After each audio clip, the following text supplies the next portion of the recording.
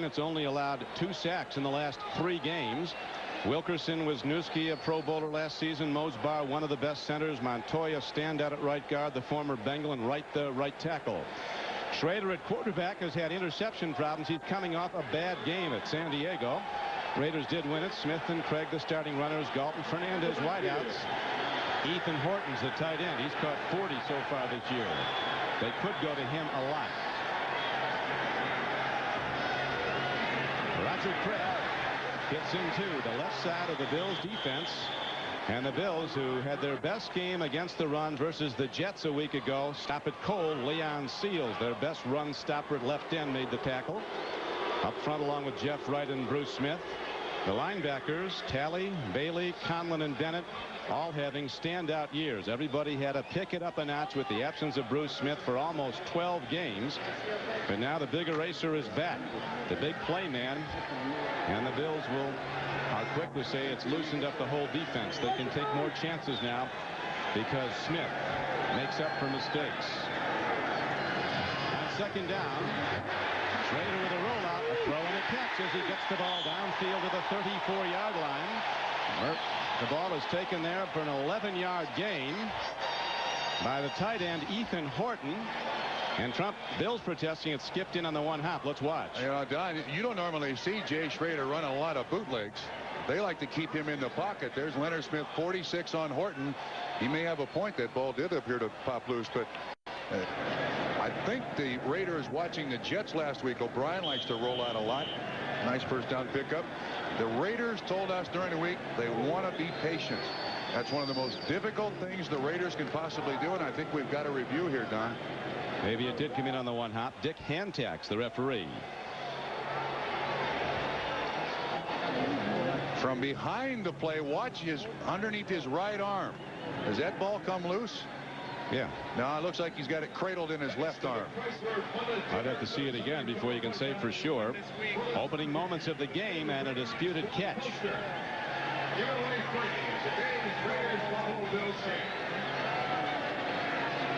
Royal Cathcart is the man in the booth on replay.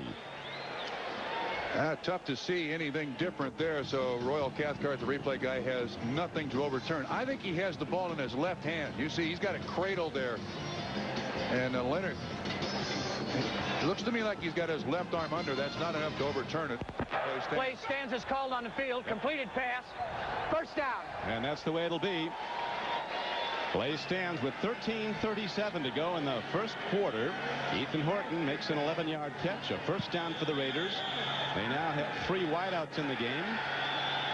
Bills are going to play their wide receivers tight. They want to bump them at the line, try to take away some of that breakaway speed. Here's Roger Craig trying to turn upfield, and Cornelius Bennett heading for first-team All-Pro honors, having his best season. He's had a good one every year. Runs down Roger Craig, who now has more carries this year as a part-time back when he was acquired from San Francisco than he did last year with the 49ers. Of course, that's the injury to Bo Jackson. That's the injury to Marcus Allen. But he has been, to say the least, overworked to this point in the season. He's not been in the end zone often, though. Roger Craig with just 1 touchdown this season. Raiders needing this game all the more because word has come in that Denver has won at Cleveland. The Broncos standing with a half-game lead over the Raiders pending the outcome of this game. On second down and 9, and out pattern. Galt makes the catch, and Nate Odoms puts on the strike. Don, as I was mentioning earlier, the Raider offensive coaches kept telling us they want to be patient, take the air out of the ball, not give the Buffalo hurry-up offense many opportunities. That's probably the most difficult thing for Art Shell to admit, that he wants to be patient. This is an offense that for the last 30 years is get it down the field. Big Art saying he wants to make Jim Kelly impatient. Standing on the sidelines, he had Kelly in the Pro Bowl and just raved about him, not only his ability to throw the ball, but his intellect on the field. He said he is truly one of the great ones, but he does want to score points and move the ball, and we want him itching on the sidelines. We want to control the clock if we can. On third down and 3, the Bills shut down Roger Craig for no gain back at the 41-yard line. It was number 78, the great Bruce Smith, making the play. And so the Raider drive stalls, and they'll have to punt the ball. What kind of team is it when you lose the league's most valuable defensive player for 12 weeks and you're 11-2? I mean, Bruce Smith is an important part of this football team, but the Buffalo Bills are talented throughout. They've won without Kelly. They've won without Bruce Smith. They can win just about anywhere. Jeff Gossett, one of the very best, and his net punting average is almost 39 as Clifford Hicks, number 27, awaits the return for the Bills. Gossett booms a long punt that Hicks will let roll, and Gossett's ball hits down the sideline and goes out of bounds at the 2-yard line. 57 yards and out of bounds at the 2, as good as it gets for a punter. The Bills start out when we come back, but deep in their own end. This is our vision of what a luxury sedan should be. Not because it offers rich leather. By punter Jeff Gossett of the LA Raiders has set the Bills back in their own end at the 2-yard line. Don, I noticed at the outset here that the Raiders are going with a 4-2-5. 21. Greg Lewis is the addition, the 5th defensive back for the Raiders.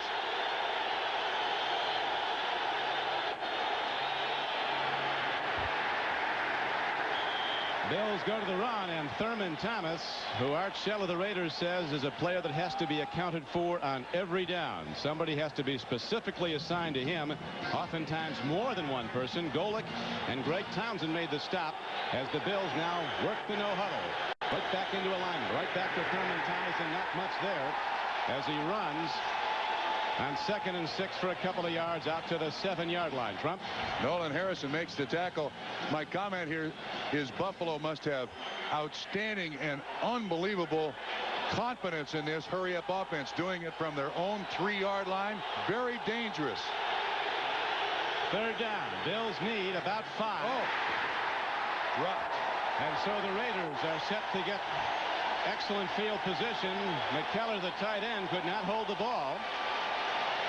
Winston Moss was there to help him lose it, so Kelly and the Bills offense 3 downs and out on their first possession. Boy, that's inexcusable. That ball was right in the hands of Keith McKellar, normally a very sure-handed tight end. Tim Brown, the best punt returner in the AFC, number 81, back for Chris Moore's punt. He hits the ball high and short. Brown moves up on it at the 38. And Tim Brown takes it down the far sideline inside the 25-yard line. He'll be ruled out of bounds at the 32. The punt just 32 yards, a 7-yard return, and the Raiders with their second possession already in field goal range, albeit long range. Tim Brown moving up on a high short punt. The last time they played in January at Orchard Park, New York, the Bills had almost 400 yards offense, 6 touchdowns. Thurman Thomas had over 100 yards rushing, and that was in the first half.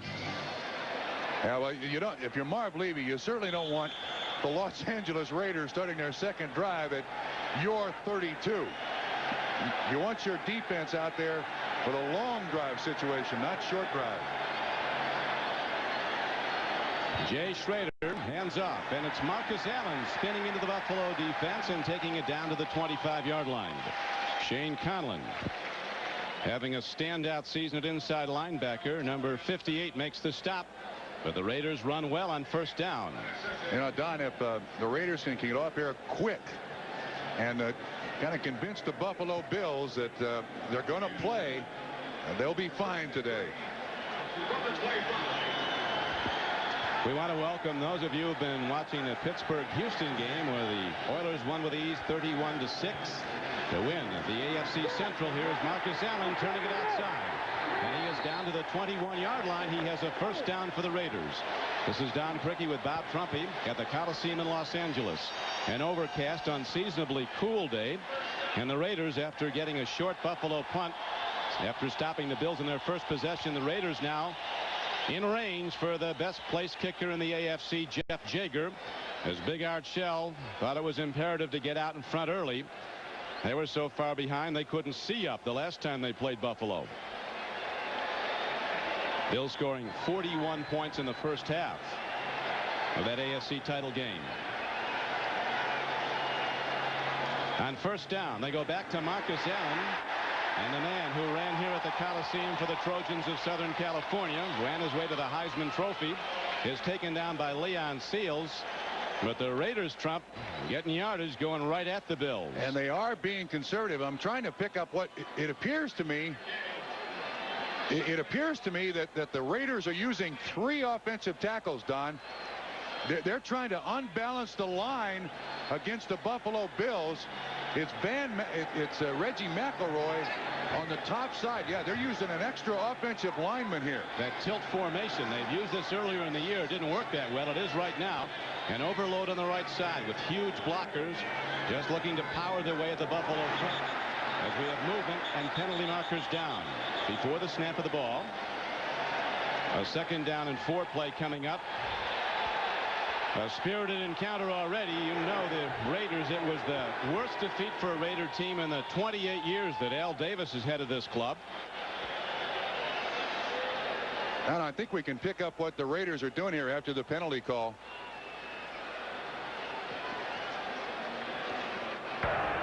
Encroachment on the defense. Made contact. There is no foul on the offense as there was no play due to the encroachment. 5-yard penalty. First down. Okay, let's try to keep track. Here's the tight end right here, Horton, and here's McElroy. So they've got 1, 2, 3, 4, 5, 6 offensive linemen in the game here against the Buffalo Bills. And Buffalo's having a little trouble adjusting to exactly what's happening here. They're trying to spread that defense out a little bit, Don, and to this point it's worked. A converse of the last meeting when the Raiders were totally confounded by the Buffalo no-huddle offense. But early in this game, it is the Raider offense that is taking hold as they run it down inside the 5-yard line. Marcus Allen, who missed much of the season with a knee injury and says he's still not 100%, looks in good form as he takes it ahead to the 4-yard line. One of this game's greatest ambassadors. There's Walt Corey on the sideline, and he's got to figure out what he's going to do with his defense here with the extra offensive lineman in there. Reggie McElroy, a long-time tackle, is going to spread this defense out, give the Raiders a little better chance. Walt knows it. Second down at the 3-yard line. Allen swept under. He lost a yard as he's taken down almost back at the 5-yard line. Shane Conlon, number 58, was the tackler for the Bills, lead tackler. And look what happens here. Here's Bennett. He comes right inside. Here's McElroy at the point of attack. You're supposed to get better blocking than this. Watch Bennett jump inside. Right there to be all over Marcus Allen. You hope that your blocking at the point of attack is going to be better than that. Marcus Allen's been the offense so far, Trump. He's run the ball 5 times in this drive. Every down.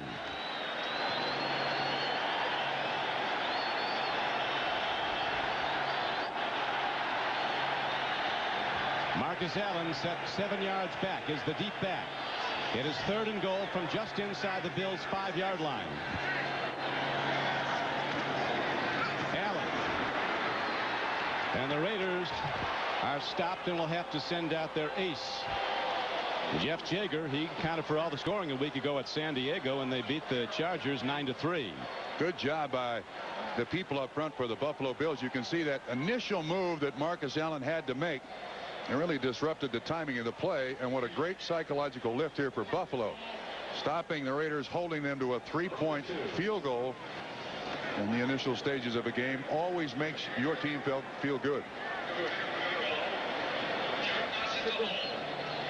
Here is Jeff Jaeger. He has hit on 27 of 31 field goal tries, the leading scorer in the American Conference with 104 points.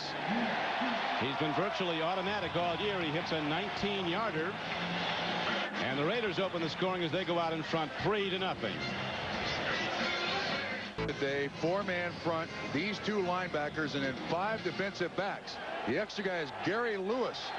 They're going to try to do the best they possibly can to double as many people as they possibly can for the Buffalo Bills offense, Don. And here come the Bills with the #1 offense in the National Football League. They go back to Thurman Thomas. And he takes another hard strike as he goes off tackle on the right side and gets the ball out to the 29-yard line. Nolan Harrison, that vaunted rookie, a huge one from Indiana. And Greg Townsend, the Raiders' leading sacker, were on the tackle. Thomas has now run the ball 3 times for just 9 yards. Swing pass. Thurman Thomas in the open field, but only for the moment as the Raiders close down. Thurman Thomas at the 32. And Kelly Trump is faced with a 3rd down and 4. Yeah, well, one of the things that the Bills like, though, is to lock your opponent defense onto the field. Whatever people you put in there, initially, you're going to have to stay with in these situations. So it's still a 4-2-5 for the Raiders. Kelly takes a look, runs out of time, play fakes, and then drives upfield, diving across the 40-yard line. And he has a 1st down. And Jim Kelly is playing with a tender knee. It's not anything with ligaments or cartilage. It's a bursa sac that was bothering him. Yeah, he banged it on the turf last week against the Jets, and that is extremely sore. I mean, there's no way around it. That is real intense pain for a few minutes. But there's the quarterback with that linebacker mentality as he goes up underneath the center. Tough as a gun, Jim Kelly. Here's a handoff. And now the Bills start to move on the Raiders following the 10-yard run.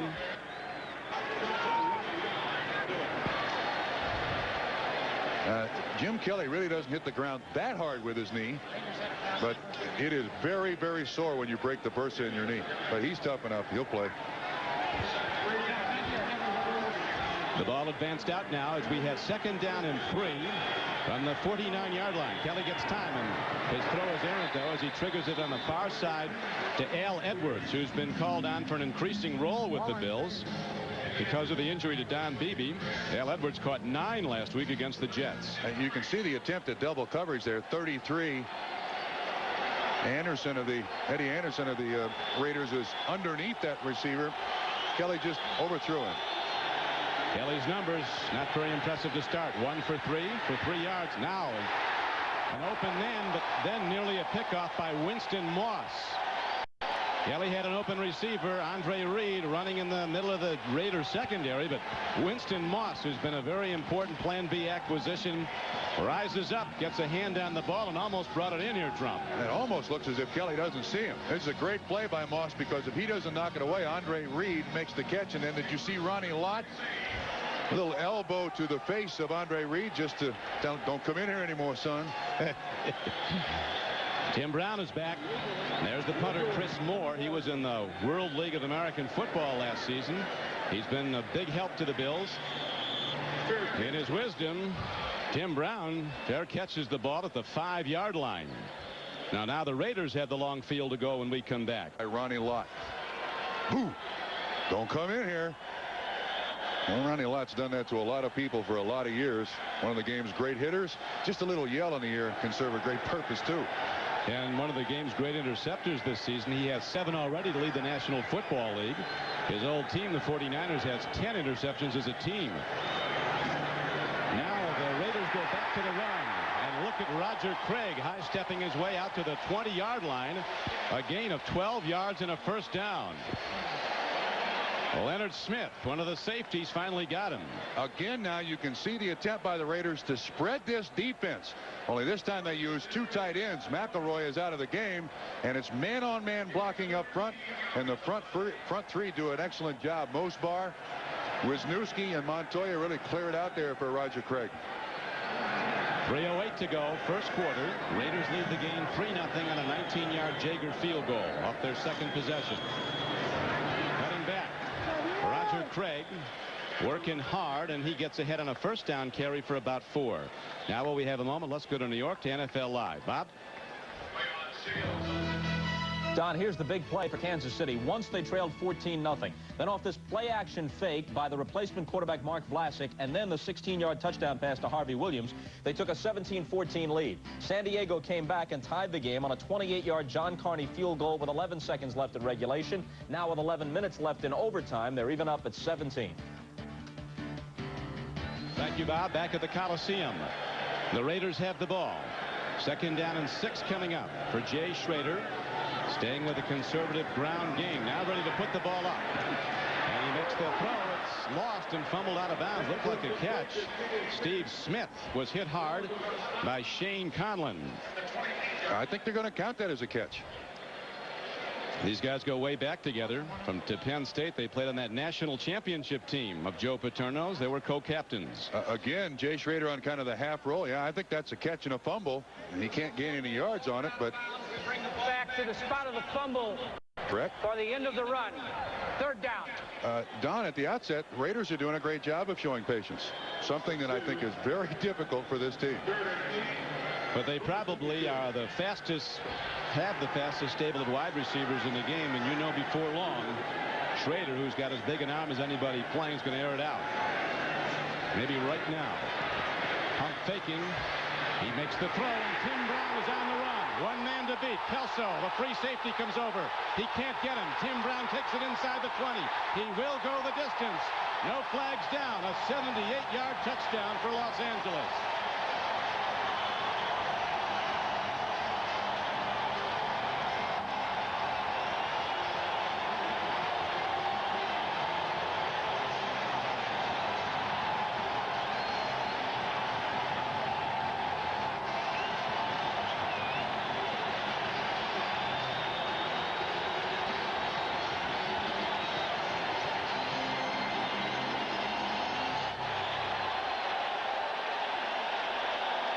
That's why he was drafted, running with it after he catches it, Don.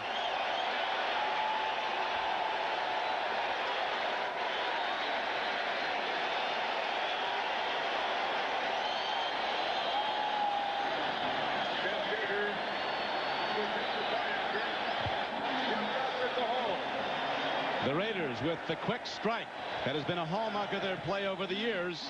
Hit the longest touchdown pass play that Schrader has thrown this season, and that Tim Brown has in his career, the longest reception.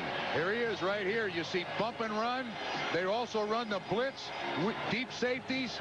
The pattern is this way, and Tim Brown does a great job of getting away from the coverage. See, it looks like he's the primary receiver all the way, but then once he catches it, I could not pick up the man in coverage. Looked like Kirby Jackson, 47. Yes, Kirby Jackson, 47. This is great second effort by Tim Brown, not giving up on the pattern. But then when you miss a tackle against a guy like Tim Brown, 78 yards later, you're hoping there's a flag on the field. Didn't take long. 93 yards in 4 plays. The last 78 coming on the throw from Schrader to Tim Brown.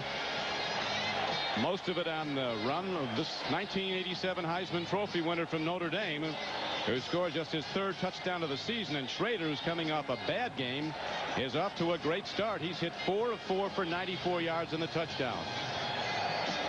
Raiders to this point looking very smart offensively, spreading the defense, running conservatively. That was not designed to go for a touchdown. That's a 10-yard completion, and Tim Brown turns it into a 78-yard score. Raiders were lamenting the loss of the long ball offense they had when Bo Jackson was with them. Every time he touched it on the run, it was a threat to go the distance.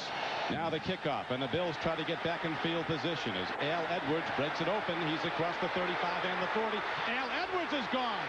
They'll not catch him inside the 30 and the 20. 91 yards to the end zone. No flags. And on the Bills sidelines, it looks like they won the Super Bowl. Huge block by Steve Tasker. He made the last block to spring Al Edwards. How much do we like this kind of a game? Yes, sir. This is the old AFL kind of football game, isn't it? Last at bat.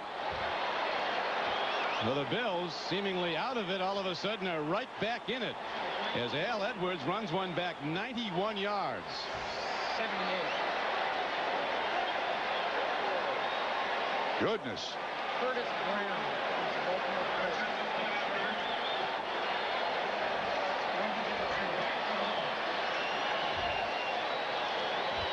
We talked about Al Edwards and the increasing role he has with the injury to Don Beebe. He's really upped his receiving production with 9 catches last week against the Jets. And now, replacing Beebe as a kickoff man, he runs it back 91 yards. Norwood drives the extra point up. A carom shot. But those count too if they go through, and it does.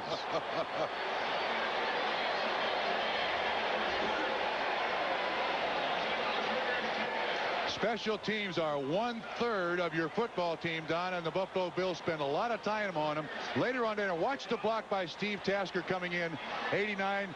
Boom, right there. That's the last man that could get Edwards. 91 yards later, Buffalo on one play back in the game. Tasker has made the Pro Bowl in several seasons as a special teamer. He gets Torin Doran. And then Land has no chance to catch Al Edwards. And suddenly the celebration is over for the Raiders. You want action? We've got action at the Coliseum in Los Angeles. 1:13 to go in the first quarter. And already 17 points are on the board. And the Raider fans are booing. Upwards of 90,000 here as we take a look at the Miller Lite 10-minute ticker. The Eagles rallying to beat the Giants. Dallas beats New Orleans for a 9th straight time at Texas. Bears come back big, and Detroit on 2 touchdown runs by Barry Sanders has opened a 14-0 lead over the Jets. Now the Bills are ready to kick it off. McCallum and Jamie Holland will be back. Brad Delweezo, who opened the game with a kickoff, ready to hit it for Buffalo. I'll take this. Sitting to his left is 00, Jim Otto. A Hall of Famer. I saw George Blanda here. Normally on big games, Al brings in the big guns, and George Blanda and Jim Otto are 2 of the biggest. A couple of former Raiders now in the Canton Hall of Fame. Bills get a break with the weather. It's, as we mentioned, unseasonably cool. It was almost cold yesterday at the Raiders practice near the ocean. And again, Delweezo with that powerful leg drives it into the end zone and out. And so the Raiders have to come out 1st and 10 on the touchback at their 20. A reminder that at the conclusion of today's game, we'll be presenting the Avis We Try Harder Award, which will be given to the game's MVP. He's certainly a candidate to this point. Right in there, along with Tim Brown of Los Angeles. 4 for 4, 90. Schrader jogs back out. He had his best season a year ago when he threw for 19 touchdowns and just 9 interceptions. This season with that last TD pass, he's now thrown for 15 scores, but he's been intercepted 14 times, more than all of last season. He's tough to get at, though. Sacked just twice in the last 3 games.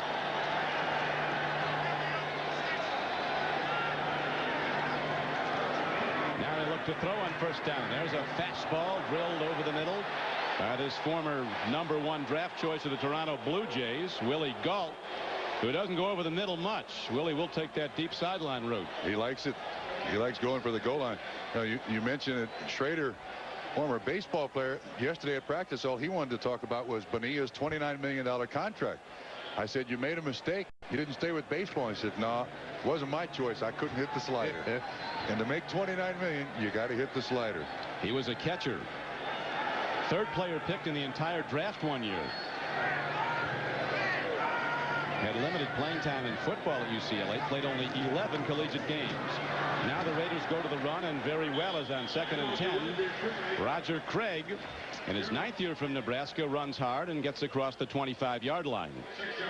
Be a 3rd down and 4 playerizing. Tackler was Darryl Talley, outside backer for the Bills.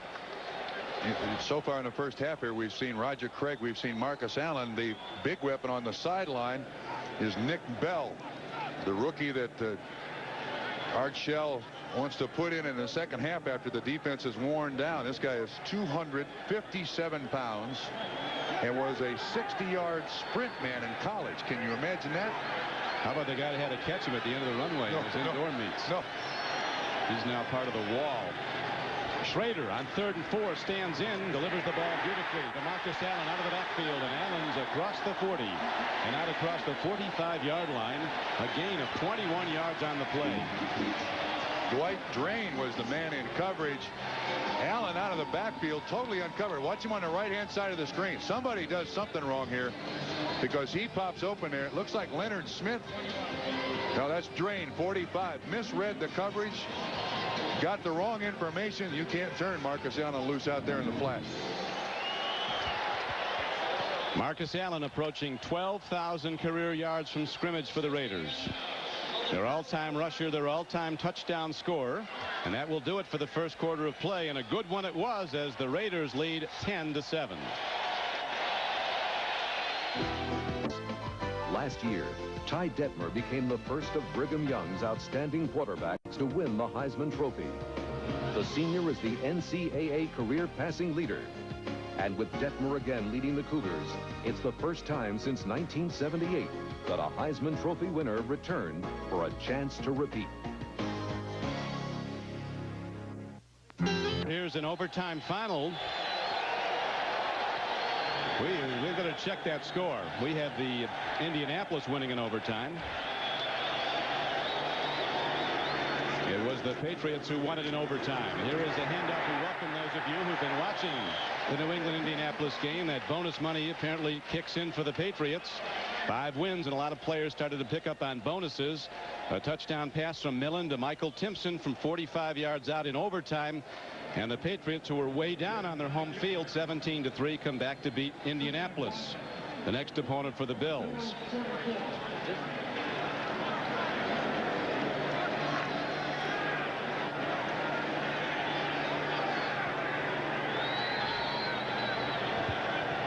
Raiders setting up.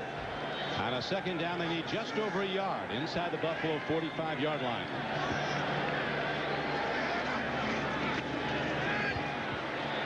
Steve Smith working hard for yards.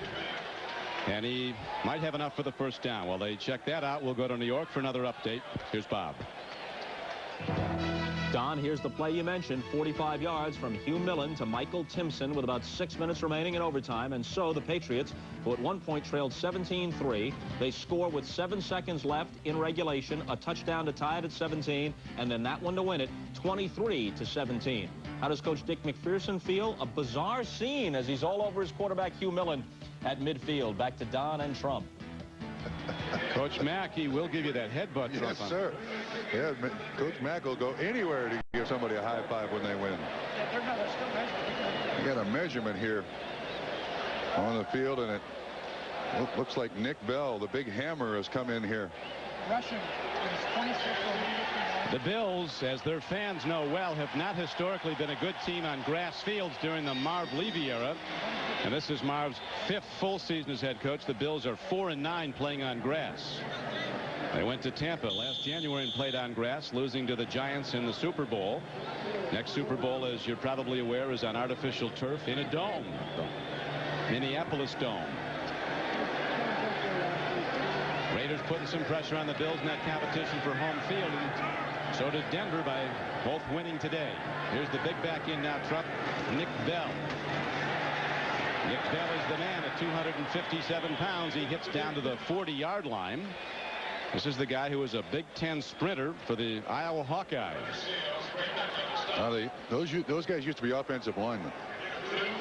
And now this guy is running from 8 yards deep. They're running to the tight end. Watch him bounce off the first tackler. Who was it?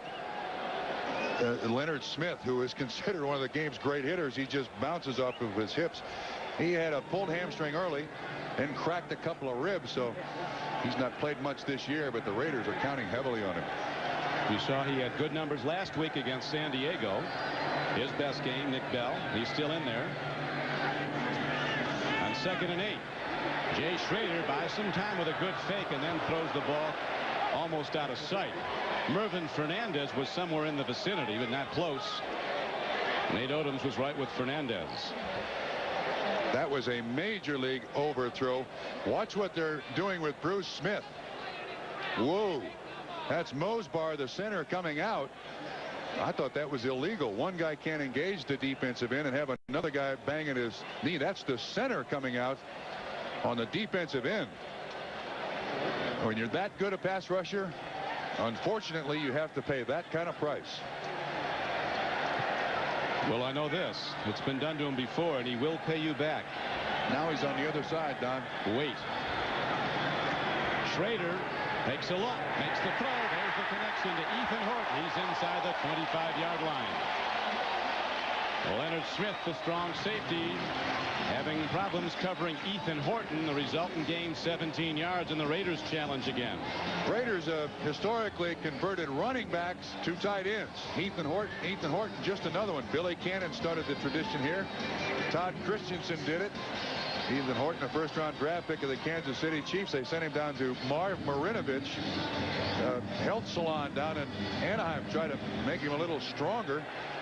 And he's turned out to be an excellent receiver. 2 catches today, 42 for the season. He's been in the end zone 4 times. Schrader on the rollout, very mobile. Throwing on the run, just a little bit behind Ethan Horton. You can see where Schrader played a lot of baseball because he has that quick flick throw like a catcher off his knees trying for a pickoff. You can see Horton on the offside. Actually, Shane Conlon knocks Darryl Talley down, but the ball thrown behind the receiver. Boy, he was wide open, and you don't normally see Jay Schrader roll out that much, bootleg that much. Whatever it takes to get away from Bennett and Smith. Schrader with good numbers, though, Trump. 6 of 9 at 1 touchdown to Tim Brown, 132 yards. First down count.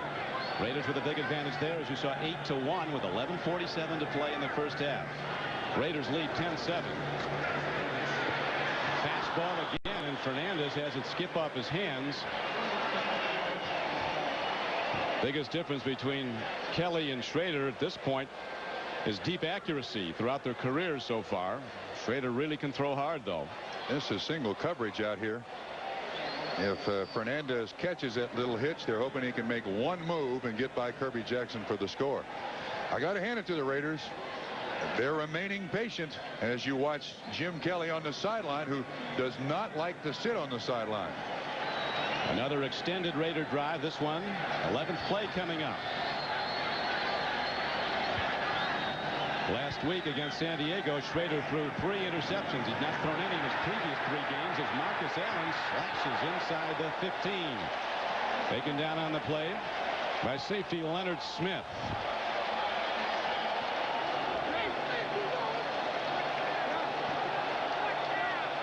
Now, big choice here for Art Shell. 4th and about the length of a football.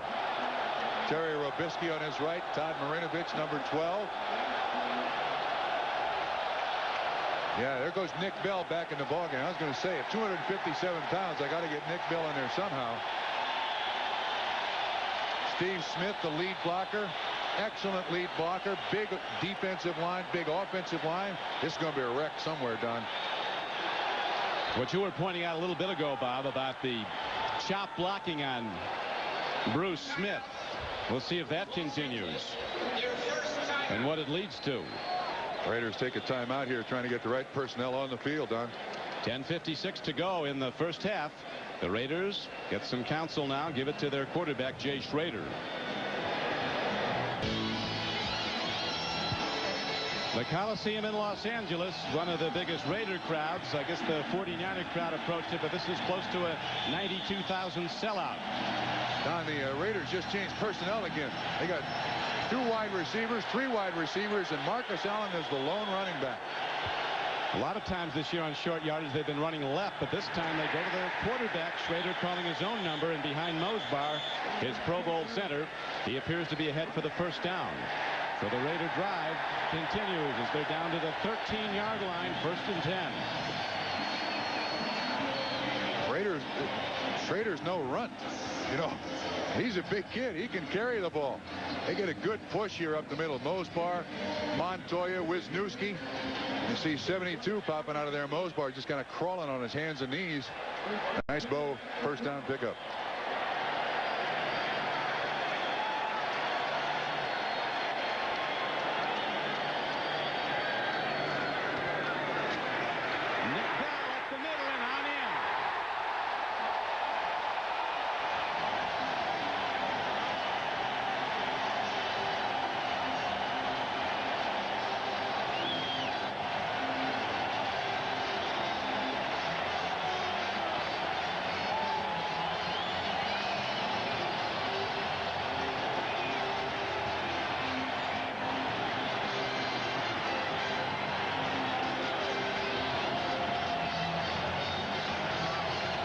take long, did it?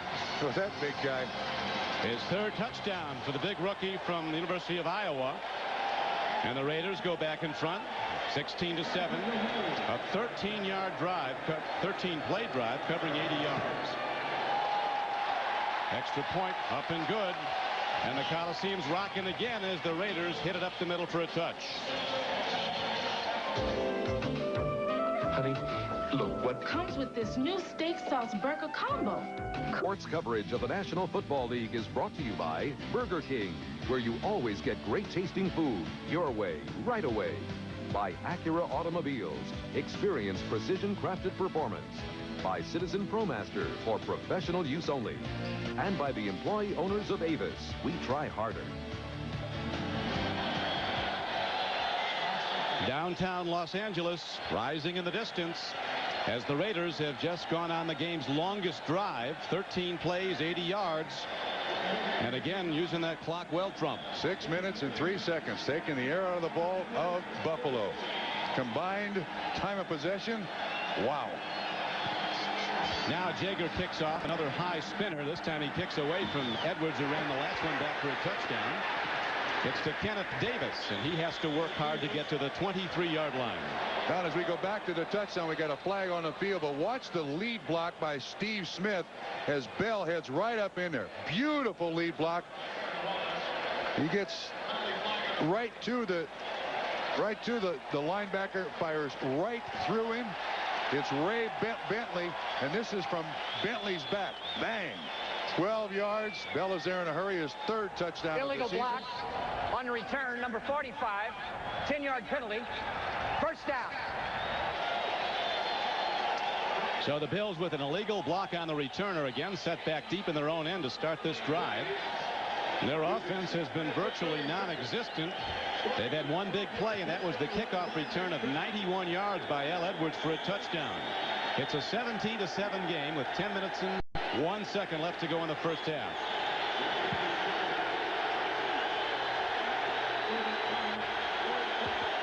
The NFL's #1 offense.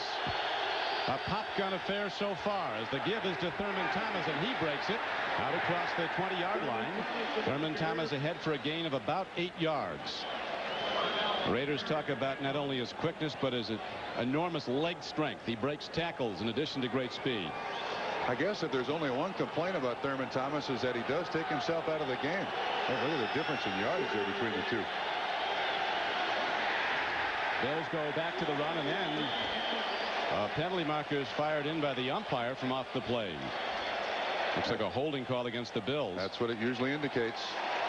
Now, right now, the Bills are looking like the Raiders did last year in Orchard Park, aren't they? Coach Levy looking for answers as we check Holding. Offense, number 67. 10-yard penalty.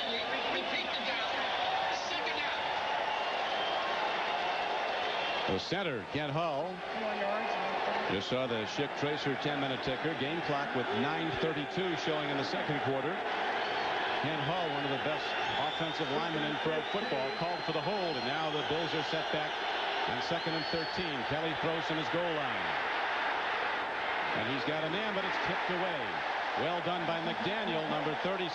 The left side corner came across, got a hand on the ball in front of Andre Reed and broke up what looked like a sure thing. You see that Reed's got a break inside McDaniel, and then he really rounds off the pattern. Reed is a better receiver than that. If he comes flat down the line, he makes himself a much better target. But that incompletion, Kelly now 1 of 5 for just 3 yards. Kelly again at the goal line. Here comes the rush. Kelly dumps it off. McKellar, the tight end, is running, and he is upended.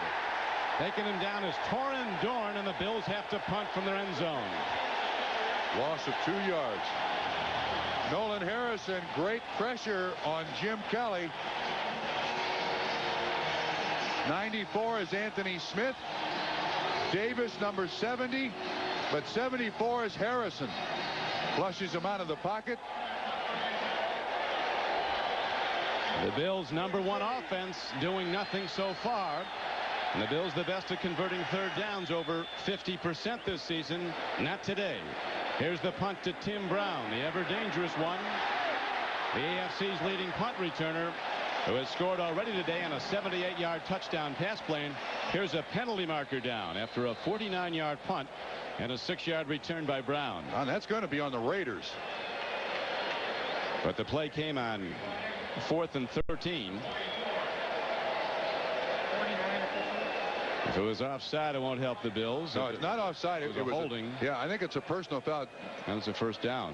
Could have been one other guy. We're holding a guy down. Yep, yeah, that'll be a first down. That's an automatic first down. Not smart.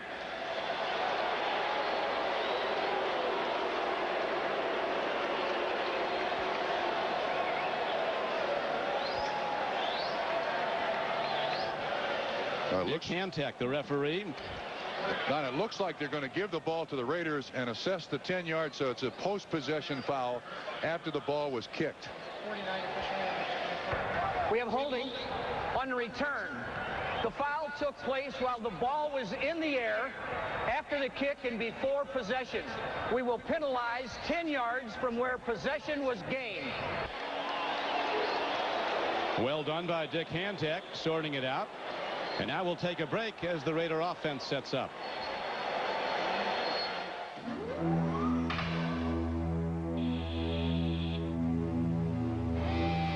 Ron Cricky with Bob Trumpy back at the Coliseum in Los Angeles. 8:29 to go in the first half.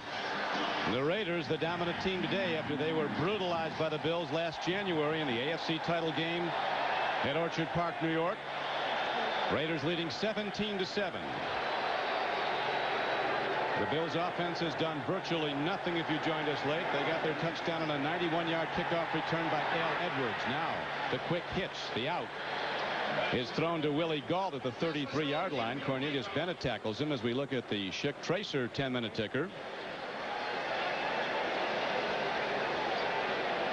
Raiders moving the ball with a combination of offense. Started out running Marcus Allen. Now they've changed up their running backs. They've really been using a troika of runners. 3 running backs getting work in the recent weeks. Steve Smith, Napoleon McCallum getting some, but it's been primarily Craig, Allen, and Smith. And now Nick Bell working his way in. On 2nd and 10. Nick Bell, big as he is, finds an open gap and cuts through it. Gets ahead out to the 37-yard line. Tacklers on the play were Cornelius Bennett and the nose tackle Jeff Wright. Yeah, Donna, notice what Nick Bell does here. A guy this size coming out of college ran over people. And he told us yesterday that Marcus Allen has helped him a great deal setting up blocks. That time, just a little juke to the outside, and he picks up an easy, what, 6-7 yards? That he does. Now Marcus Allen's in the backfield with Steve Smith. Archell keeping fresh troops on the field. His infantry, the ground people, and here is Schrader with the throw and a catch by Marcus Allen. He's ahead to the 44-yard line. It's a first down for the Raiders. So far, Smith and Drain were on the tackle for Buffalo. So far, Raiders doing a good job of protecting Jay Schrader. Bennett's been no factor. Neither is Bruce Smith. Neither has really gotten a lot of pressure. But Jay Schrader shows great patience here. Allen just breaks up underneath. Taking on the 2 safeties. Nice 5-yard completion for a first down. It's interesting, Trump. Both coaches seem to think that the turnover count could decide the outcome. The team that turned it over the most was going to lose. So far, they've kept the turnover count down to nothing.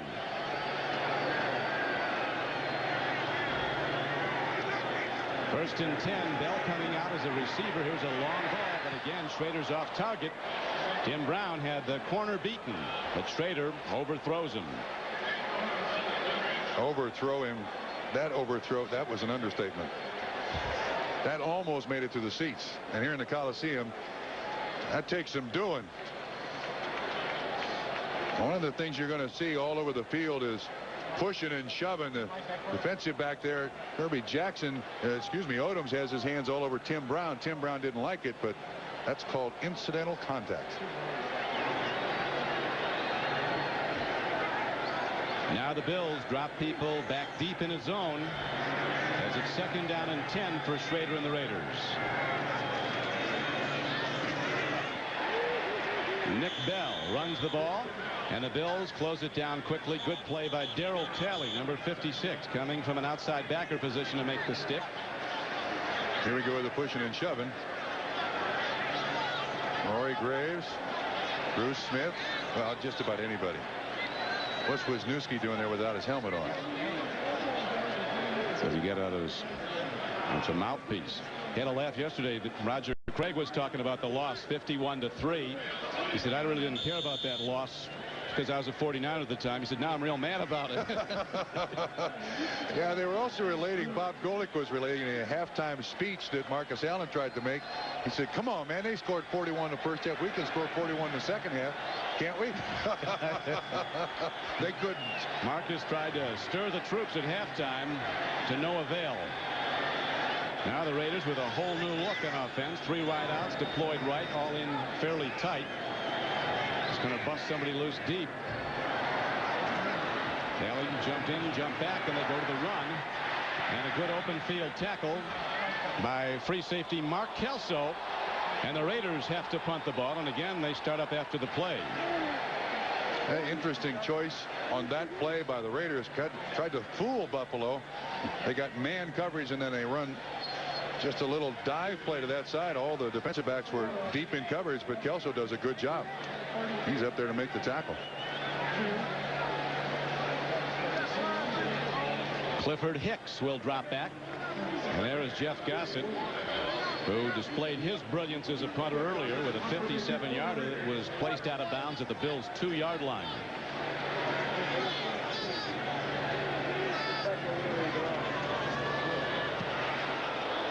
Gossett has to hurry. The Bills are expert at blocking kicks. They blocked 4 last week at New England.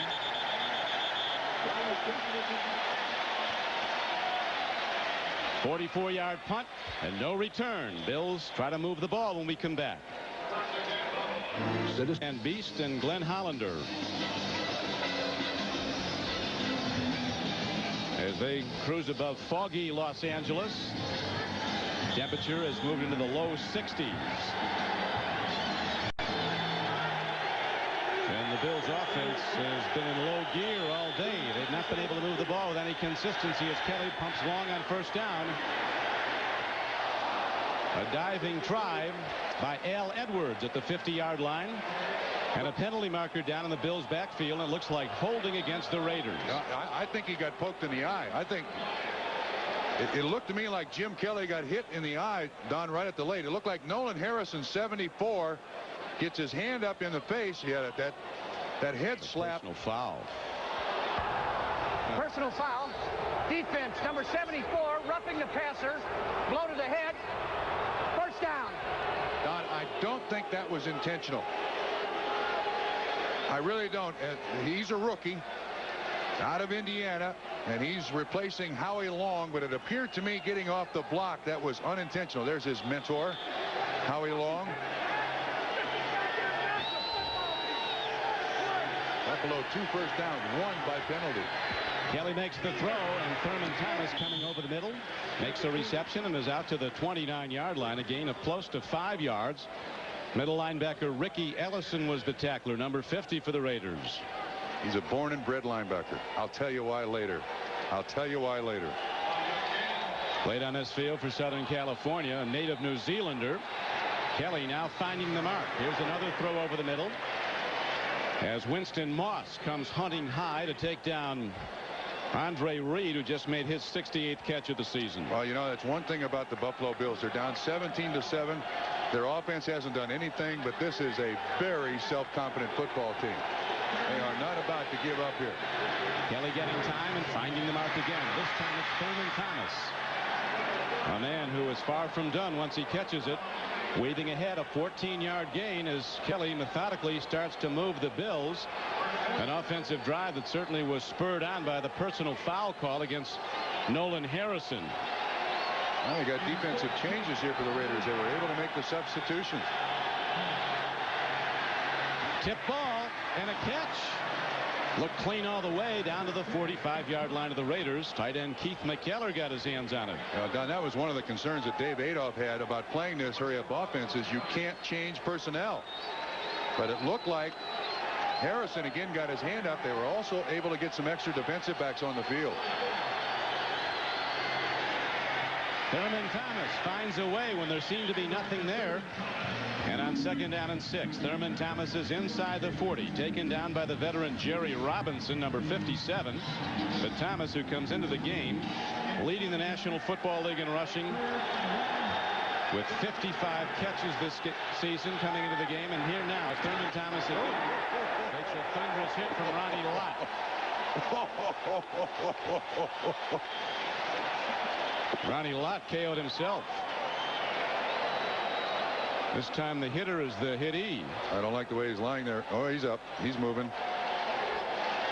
Yesterday at practice, Paul Zimmerman of Sports Illustrated and I were talking to Al Locassau, and he was talking about Ronnie Lott. And Al Locassau's line on Ronnie Lott is perfect. He says he's a great tiebreaker. As you watch him come in there and hit Thurman Thomas, he said down the field you have receiver, defensive back, and then Lott comes in. He breaks up the tie.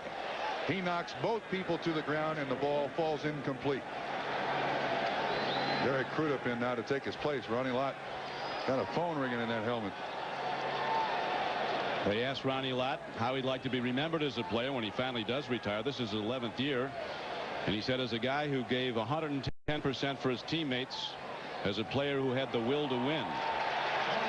You know, I think it's interesting that Ronnie Lott is such a great athlete that at San Francisco he was a free safety. He comes here and he starts as the strong safety for the Los Angeles Raiders. Now wait a minute, can he come back on the field? If they took an injury timeout, Lott cannot play in this play.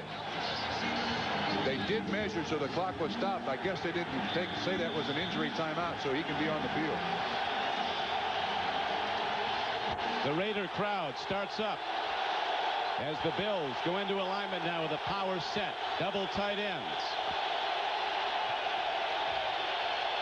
Now we got the umpire stepping in there. He's in communication with the guy upstairs.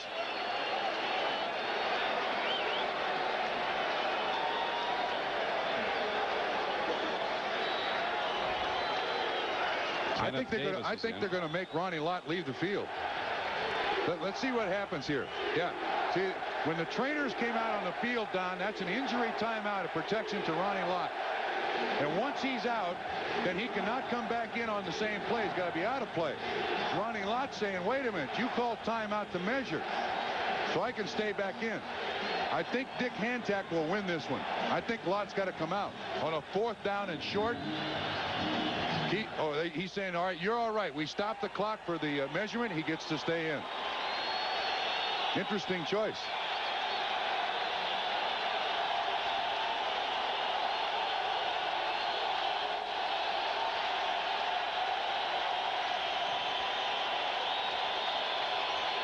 They reset the clock to 25 seconds. So now Marv Levy, who will quote Churchill before he'll quote Woody Hayes, is happy. 4th and 1. Raiders dig in, and the Bills bring Metzelaars in motion and send a running back right at the Raiders. Let's see, the spots everything. The linesman comes in. If he got it, it's going to be by the nose of the ball. Carwell Gardner, the big back, 235-pound runner from Louisville. Look at the Buffalo defense. They don't think the offense made it.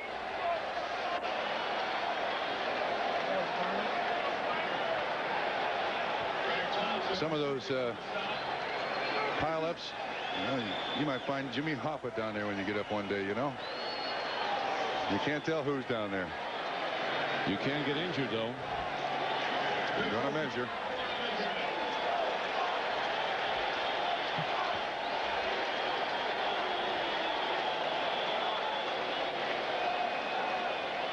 He might be just short. We'll take a look now as the game clock is stopped with 2:26 to play in the first half.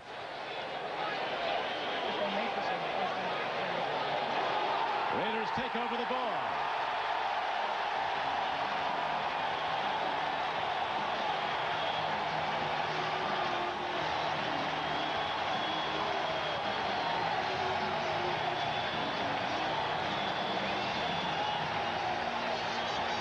Carwell Gardner is the ball carrier. 94 Smith Ellison, 50 in there. A host of Los Angeles Raiders. Look at Smith, 94, stand the center up. He's got nowhere to go. That's a great job by the defense. Down to this point, Buffalo's won the division for the 4th straight year. They're playing for home field advantage. It's a tough sell on the road against the Raiders. The Bills just don't have the edge.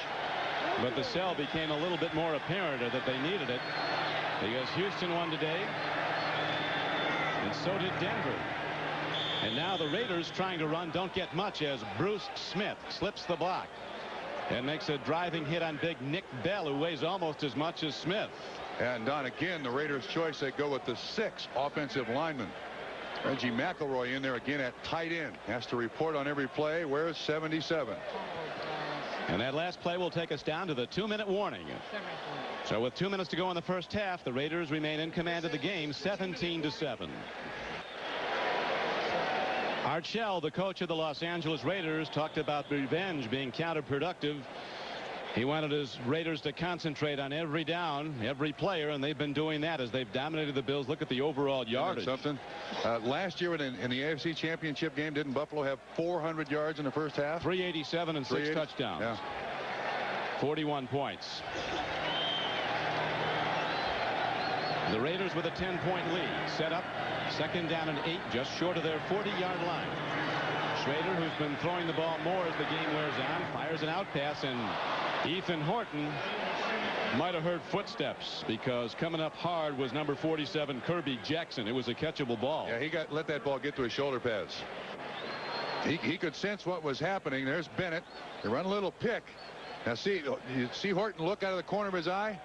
Boy, catch that ball with your hands. And let his shoulder pads just reject that one right in front of the head coach, too. Lousy place to miss a reception like that. Miss it on the other side, not in front of that guy. Art Shell, who's turned the Raiders around since he got the chance to be their head coach, one of their great players, a 15-year offensive tackle, immortalized in the Hall of Fame in Canton. And now on the rollout on 3rd down, Schrader gets time, throws downfield, and again he's off the mark. He had to get it in over the zone, but still a wide open receiver is missed. Too high to catch as Galt went up and didn't come down with it. And now the Raiders will punt. Yeah, Schrader's had to run a tough luck. Here's 2 for his last 9. You were talking, Trump, about Marv Levy and his analogies of war to football. One of them is that, unlike war, in football, you want the home field advantage. In war, you don't. Shoot it out on their turf. Yeah, I would guess that some of his meetings are very entertaining. Another well-hit ball. Clifford Hicks fields it at the 8 for Buffalo off the foot of Jeff Gossett, and the Raiders with superior. Oh, he's got a chance. He's got the picket line is set. There are no markers down, and Clifford Hicks, as you can see, is on the run. It looked like they had him inside the 10.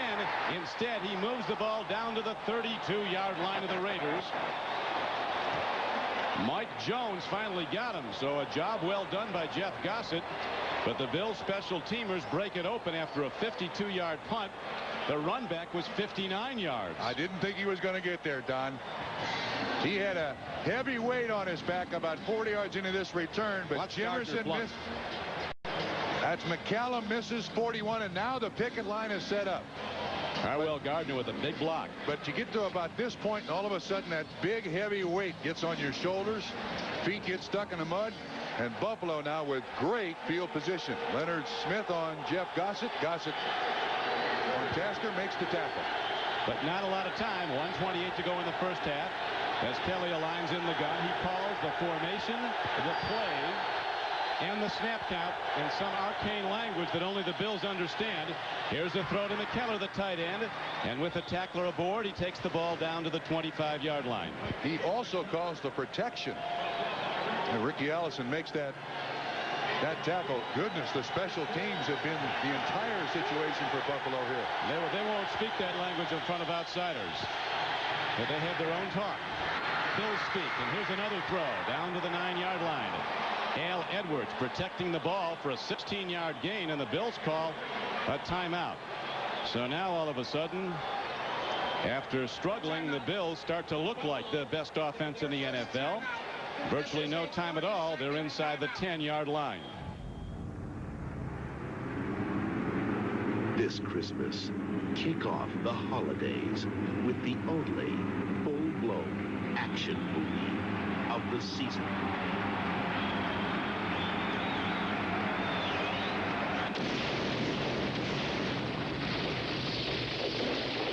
Bruce Willis, Damon Wayans. The Last Boy Scout.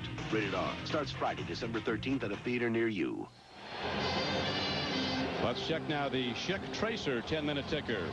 Phoenix up on the Redskins at halftime. Get out of here. I think that was a Costas prediction. Get out of here, Joe Bugle. Detroit up 21-14. The 49ers leading Seattle 10-9 at the half. And now the Bills break the huddle, trailing 17-7. 57 seconds to play in the first half. Kelly with 4 receivers deployed out. He'll throw quickly. The drop. They'll look. He's going to take it himself. Jim Kelly fires. Oh, was he over the line? Apparently he was not. It goes for 6. Touchdown Buffalo.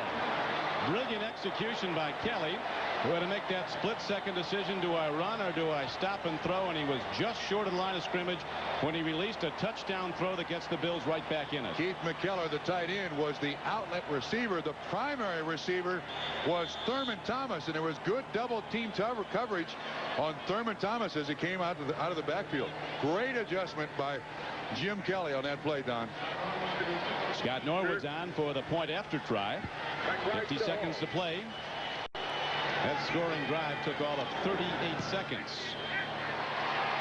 So the Bills offense shows what it's all about, and the Raiders, who had a 10-point lead, now see it cut to 3. Watch how good a job this is. Here's Thomas. Here's 1 man in coverage, 2 men in coverage as he runs the corner.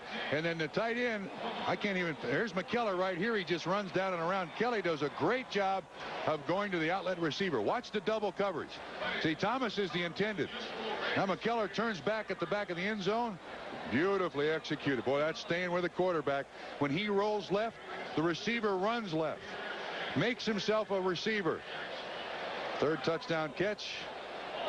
Boy, special teams have kept Buffalo in his game in the first half, haven't they, Don? They have indeed. The 29th touchdown pass of the season. He established a Bills record when he threw his 27th.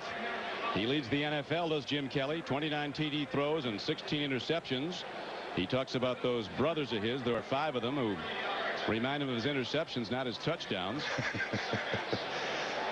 They keep him humble, he says. Kelly, after starting 1 for 5, has now gone 8 for his last 8, Don. 9 of 13, 67 yards and a touchdown. And thank you to the special teams. At halftime, we'll be checking in with the Domino's Pizza NFL Live halftime report. Some interesting games today indeed as we start down the stretch run of the season. Will, Bill, Bob, and OJ's out here on the field he loves so well from his days as a Trojan with Southern California. OJ living in Los Angeles and driving up to the stadium today in a car that's worth more than my house. And mine. The good wheels, OJ. That studio bunch, they do ride well. That thing, huh? That studio bunch does well. Not bad. It's not bad. Like a rocket ship out there. The kickoff is bounced downfield to Jamie Holland. He crosses the 20 and the 25, and he's out to the 31-yard line. So the Raiders, with a long way to go and little time to do it, have 44 seconds to work with. It's been a big play game. There he is. Yeah, you know, you're right about that. You're right about that car. But presently in Los Angeles, there's no place to go to get it out of first gear. It is one big parking lot.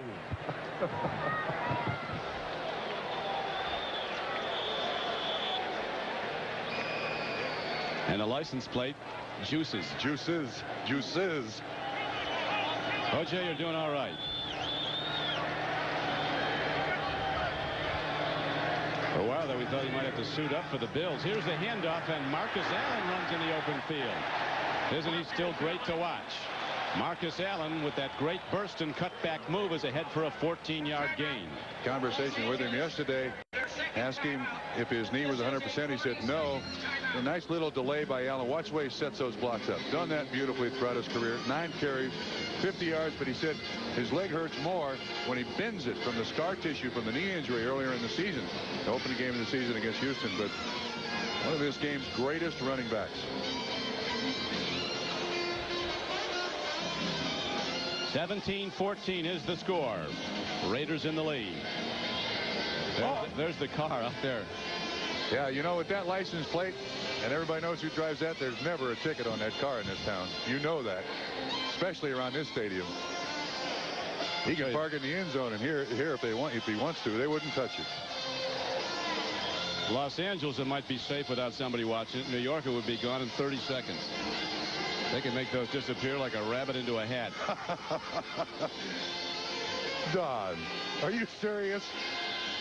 I've never had mine stolen, only broken into about 8 times for radio.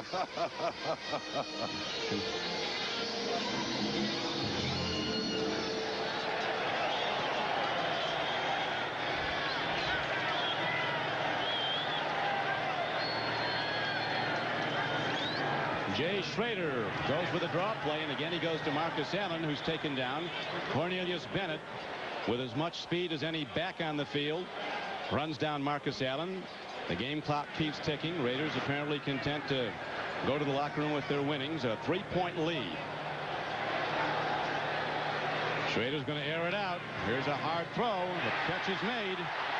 Heading for the sidelines is Mervin Fernandez. He's out of bounds with 10 seconds to play at the 40-yard line. A 16-yard gain. That's it. That'd be a 57-yard field goal attempt. I don't think so. Excellent pattern. You see the prevent mindset here of the Buffalo Bills. Lay back, make sure you can tackle them underneath. Leonard Smith gets him out of bounds. Don, I do notice that Darryl Talley, 56 of the Bills, is on the sideline, being attended to by physicians or trainers or both. Try to get an injury report. What a player he's been. It's another eye problem. We're told that his contact lens is either out or off to the side. As Schrader fires downfield. This is Tim Brown. And Brown, looking for room, gets down to the 11-yard line with 1 second left, and the Raiders call timeout. What a smart play by Tim Brown. He went to the ground himself to stop the clock. The player in possession of the ball on a football field can call timeout at any time. He doesn't have to be hit. He can just stop and call timeout, and that's what Tim Brown did when he went down. What a smart play. He's the slot receiver, wide open. I don't know what's going on with the defense here, but it looks like he catches the clock and goes down to stop it. Very smart play. 1 tick left, and that is having your head in the game. The player in possession of the ball can call timeout at any time, and the player in the possession of the ball can kick it at any time in football. You can be running down past the line of scrimmage and booted out of the stadium if you so choose. Most in their wisdom haven't decided to do that. But no coach would like that. Tim Brown now, 2 catches for 106 yards. I like that average, 53 yards a catch. So the Raiders move quickly with virtually no time, and now they set up for a Jaeger field goal. He hit his first of the day to open the scoring. This is a 28-yarder. Gossett is the holder.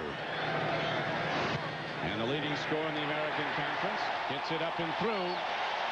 He's hit 29 of 33 this season. The Raiders go to halftime with a 20-14 lead. We'll be back with the Domino's Pizza halftime report and a word from your local stations.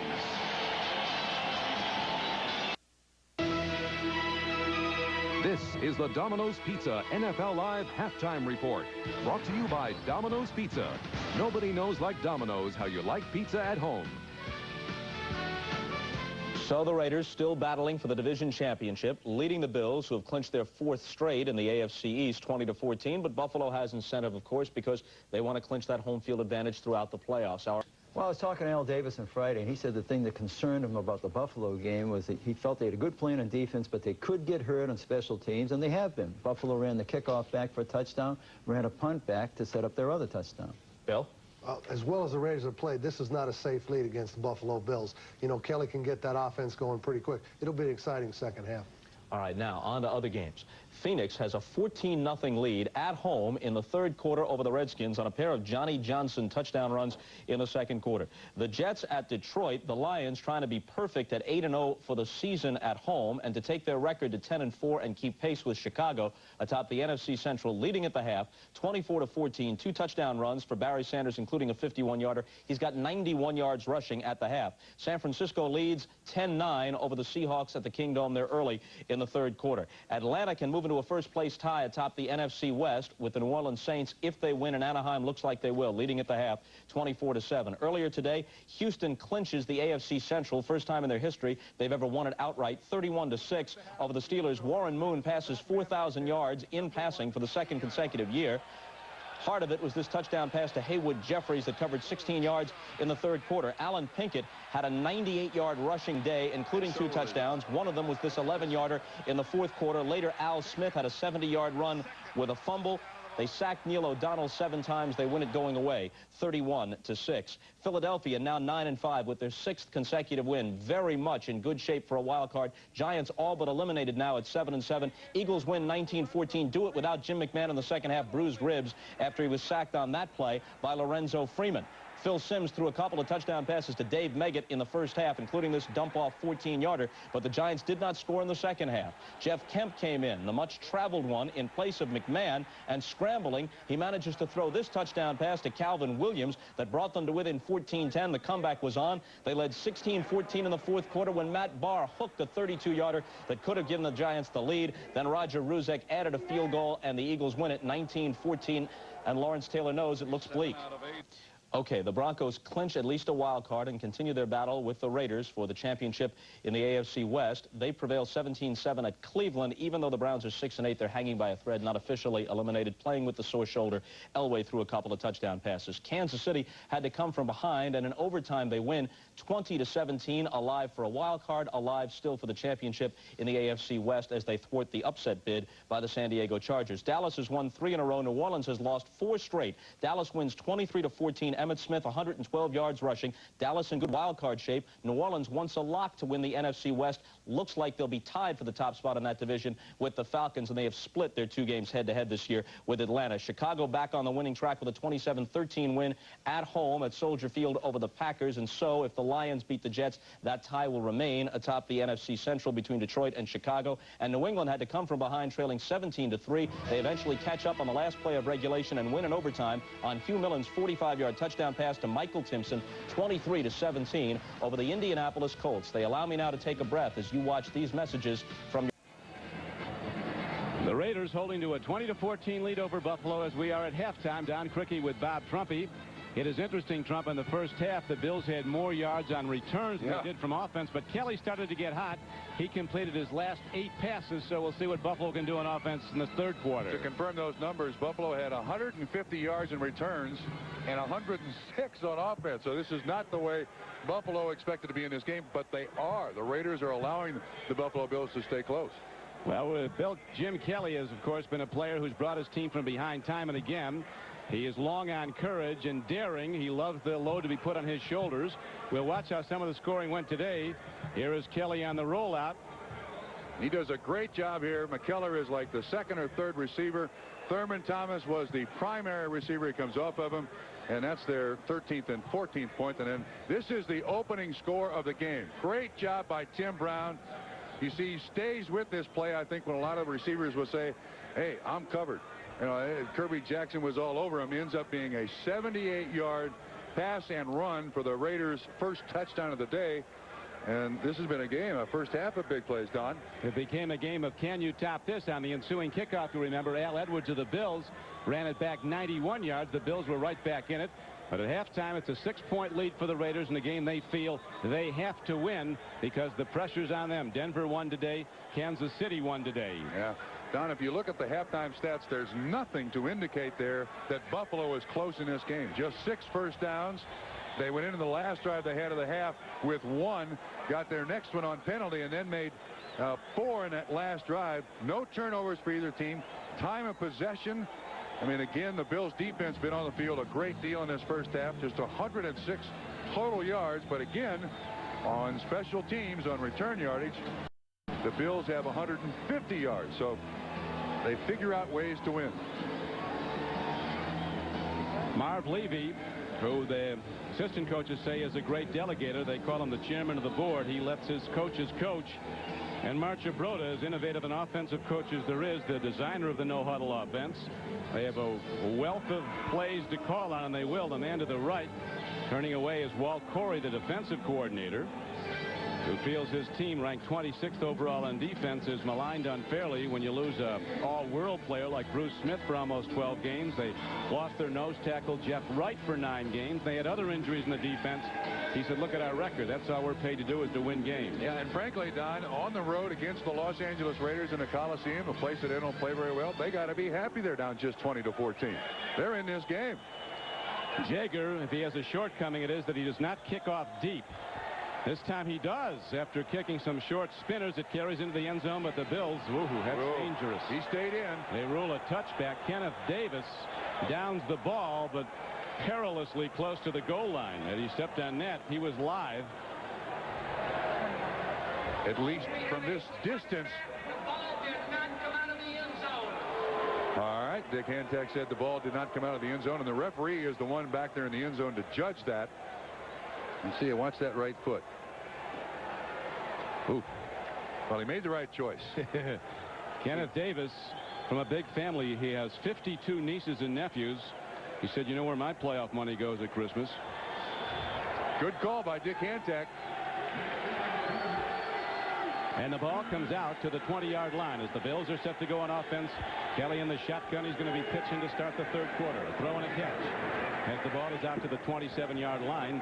Raiders in a deep zone, and McKellers with a drag pattern running underneath it makes the reception. Good for a gain of almost 8 yards. Ellison was on the tackle for Los Angeles. Look, they're putting 5 receivers in the flood pattern. Now they got Thurman Thomas up on the line of scrimmage, Don. Kelly makes the read. Another man underneath. This time it's Andre Reed ahead for the first down. He's to the 37-yard line. Winston Moss tackled him. So Kelly, who started slow, you remember he was 1 for 3 for 3 yards throwing the ball early on. Now has hit his last 10 passes. And they're going with the underneath stuff, being very, very patient here. Hand off to Thurman Thomas, who had a rather unproductive first half. He only had 51 total yards. This the NFL total offense leader, and he's on his way to leading the NFL for a 3rd straight year in total offense. The only other player who's done that 3 straight years is the great Jim Brown. Yeah, but you know, 51 yards of total offense in 8 minutes of possession, really not bad. They didn't have the ball that much. Kelly eludes the rush. He's got room to run. Instead, he fires and throws a strike down to the 42-yard line.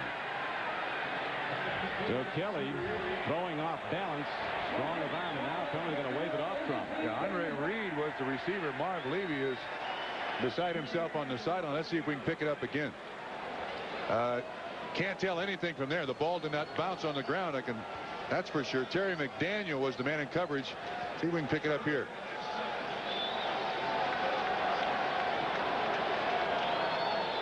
Ooh, I think that's a good call.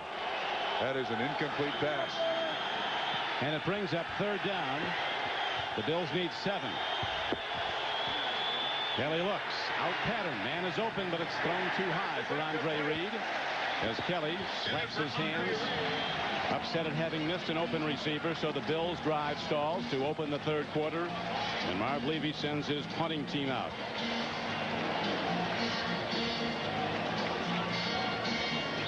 Tim Brown is back as Chris Moore, who's from Alabama, is ready to punt the ball.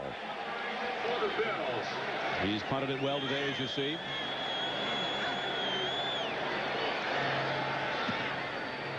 High punt, end over end. Brown moves up on it, and Fair catches the ball despite room to run. Nobody there to talk to him. You need some help from your friends to decide whether to go back or not. Raiders have the ball when we come back. Raiders break the huddle now for their first possession of the 2nd half here at the Coliseum in Los Angeles. Ball position after the fair catch by Tim Brown of the Buffalo punt, the 25-yard line. Bills stuff the run as Roger Craig looks for room to go. No one uses his interference more, but the Bills blasted that out of the way. Darryl Talley was the man who was the first hitter. And we got a report from O.J. Simpson that Roger Craig had a hip pointer, wouldn't come back in the second half, but one of the game's real tough guys, an incessant trainer. He just never gives up on making himself a better player. He was the last guy to practice on Friday. Spent some time, doesn't he, with Thurman Thomas down in Houston? Yeah, there's a bunch of them that train on the levee down there, run up and down the hills. They pay the price to be great. Roger Craig, the all-time leading receiver among backs in National Football League history. Now Roger Craig is the runner, and there's not much there for him. That's coming up to hit him was Shane Conlon, number 58, as we check the Hertz 10-minute ticker.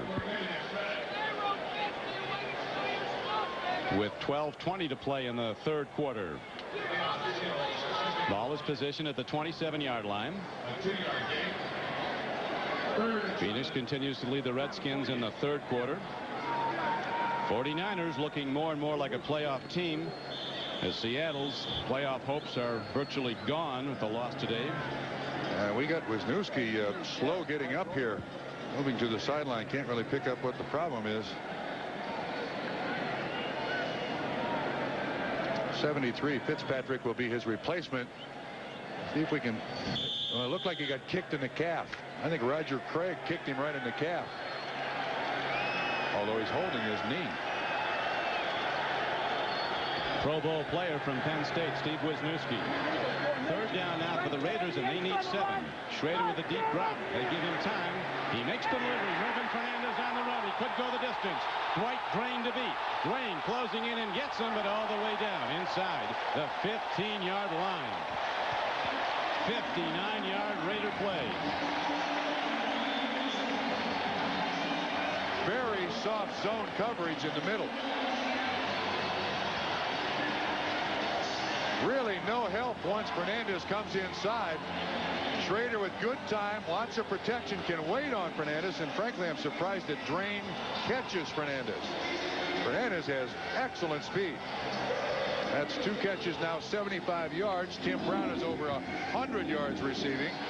They've gone through this defensive backfield. The Raiders have pretty efficiently. Now big Nick Bell comes into the backfield for the Raiders as they go 1st and 10 at the Buffalo 13-yard line. Bell turning it up and turning it down to the 7-yard line. And they're also back to the 6 offensive lineman set. They got Reggie McElroy again playing tight end. And in the 34 defense, you're really stretching the deep. There's 77. He's on Cornelius Bennett. Bell does a good job of setting up that block by McElroy. Just sucks in Bennett. He's able to turn the corner. Scheduling certainly works against the Raiders. They have a final 3 games against teams with a composite average of 28 and 11, including today. Next week they play at New Orleans. Then they come home to play the Chiefs in the final regular season game.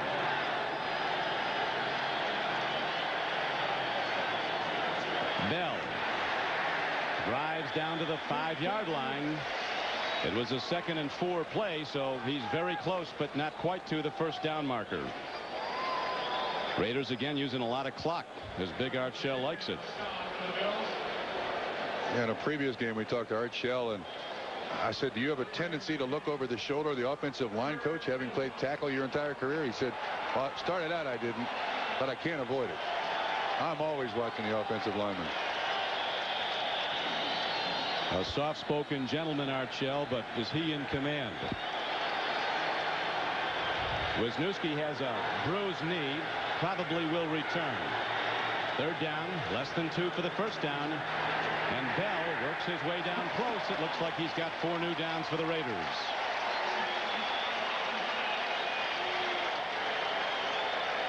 Shane Conlon, 58, was the first tackler. Again, a decent push and just a slight move by Bell as we've got flags late here.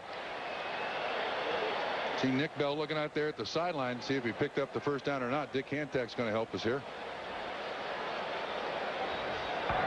We have illegal substitutions on the offense. Number 77 was on the end of the line. He did not report. Oh, come on, 5-yard penalty. Repeat the down. 3rd down. Reggie knows on every play with an ineligible number, if you're the in man on the line of scrimmage, you've got to report. There's 77. You've got to tell the defense that an eligible man is standing on the end of the line as an eligible receiver. That's just, Reggie just lost his head there for a minute. Boy, that hurts. Now the Raiders set up 3rd down, and they need 6 from the 10-yard line. Marcus Allen cutting back. He's down close to a 1st down. Appears to have it. Needed 6. He got 6.5, it looks like, before Mark Kelso knocked him down, number 38. They call this the sprint draw, Don. The quarterback goes back to the running back. Watch what happens. Watch the way Schrader goes all the way over to Marcus Allen. And you see Wilkerson, 68, with a good hold on Leonard Smith. We'll call it part of a block. Nice call. Great call by Terry Robisky. Kelso on the tackle. Close enough to measure for a 1st down. It's been an interesting year for the Raiders. They have been statistically outscored by their opponents, outrushed by the opposition, outpassed by them. Have a worse 3rd down conversion percentage than their opponents, and yet they have a terrific record, having won 6 of their last 7, 4 in a row. A win today would bring them to 10-4 on the year, and even with Denver atop the AFC West. But the Raiders win the first tiebreaker. They've beaten the Broncos twice. 4th down, they're going to go for it. They've already gone for it on 1 4th down and made it. And again, the spread formation with Marcus Allen is the lone running back, it looks like. Yeah, it is. A lot of times they like to run left as the Bills send people, and they might have to call a timeout. 6, 8, they 10. got at least 11. They got 11. They like to run, but Wisniewski's out, the left guard. They go to Schrader again, and he's down close to the goal line. He's in. That's the signal. Touchdown Raiders. 4-yard quarterback draw.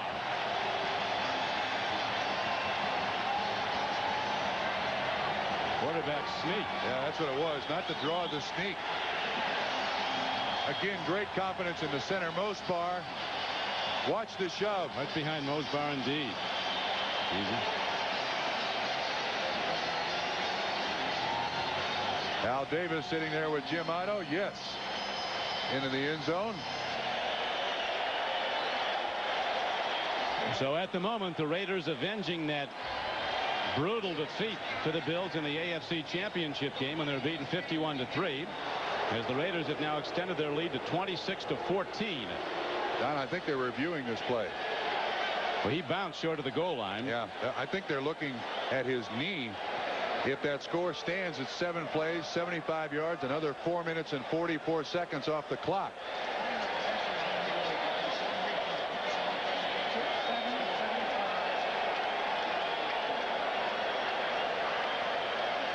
Here it is again. Where does the knee hit? He's not in. He's not. There has been a reversal. The ball is 1st and goal to be placed on the 2-foot line. They're not in, but they do have it point-blank range with 1st down. Good push up front. There's the elbow down.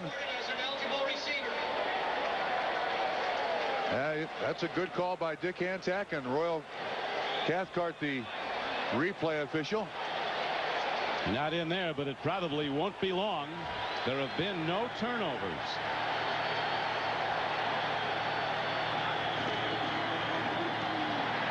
Marcus Allen taken down at the 3-yard line by Kirby Jackson. Poor choice. Cornerback. Poor choice by Marcus. One of the rare mistakes I think he makes in running the ball. He knows it too. He tries to jump outside here. It's an excellent job by the defensive backs. Look at Jackson shed the block by Smith. Yeah. I mean, you got a 257-pound fullback named Nick Bell in there. He's standing on the sideline. There's certainly nothing wrong with Marcus Allen running it, but 3 shots at the line of scrimmage from point-blank range, I think, is why you draft Nick Bell, isn't it? Yep. Well, they still have 3 downs to go. Ball position at the 3-yard line. Here's a throw. Incomplete. And a marker comes in late. They're going to call Darryl Talley for interfering with tight end Andrew Glover. So that'll make it a 1st down.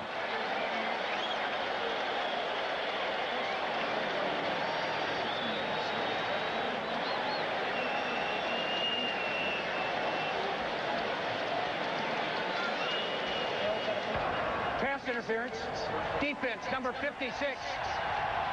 Foul took place in the end zone. By rule, the ball is placed on the 1-yard line. First down.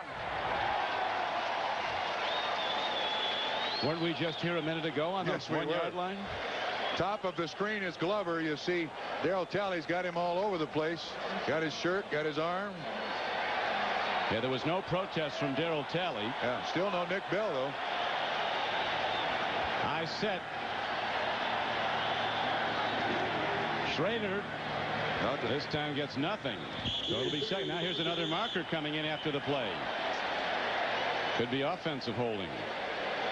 That looks like it's a face mask against Buffalo. Yeah, that's what Horton, he's cheering the call. It was the umpire threw it in. And most of the time his penalties are for holding on the offense. Coach Levy seeing his team. Face mask. Defense, number 56. Half the distance to the goal line. Still first down. Talley not having one of his best series here. We're running out of distance here, even on the half distance.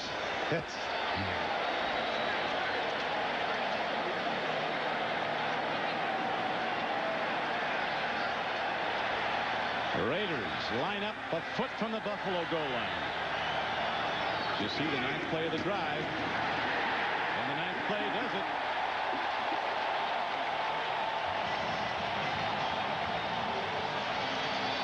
Marcus Allen with the touchdown. His 7th of the year. Or excuse me, just his 2nd of the year. Boy, that took a while, you know. They were down there for a lot of shots.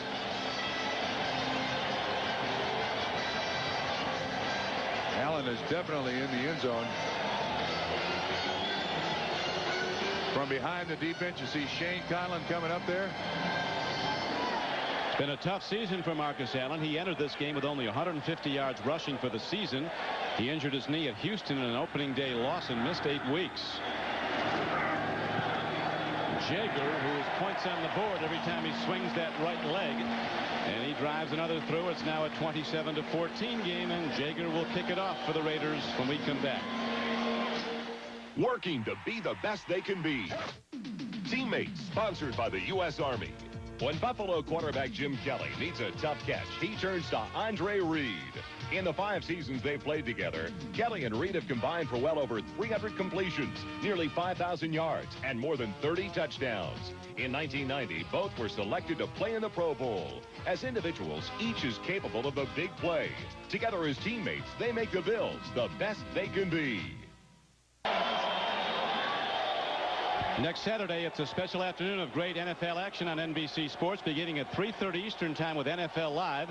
Then it's a meeting at Candlestick as the Kansas City Chiefs head in to play the hot 49ers. That's next Saturday on NBC, beginning with NFL Live at 3:30 Eastern Time. One of Steve DeBerg's former teams, the Chiefs quarterback.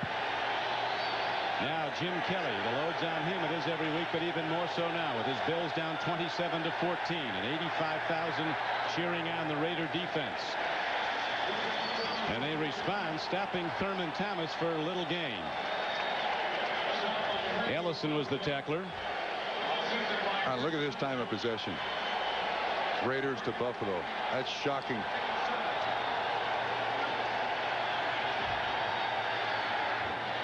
Throw and a catch as again McKellar comes underneath.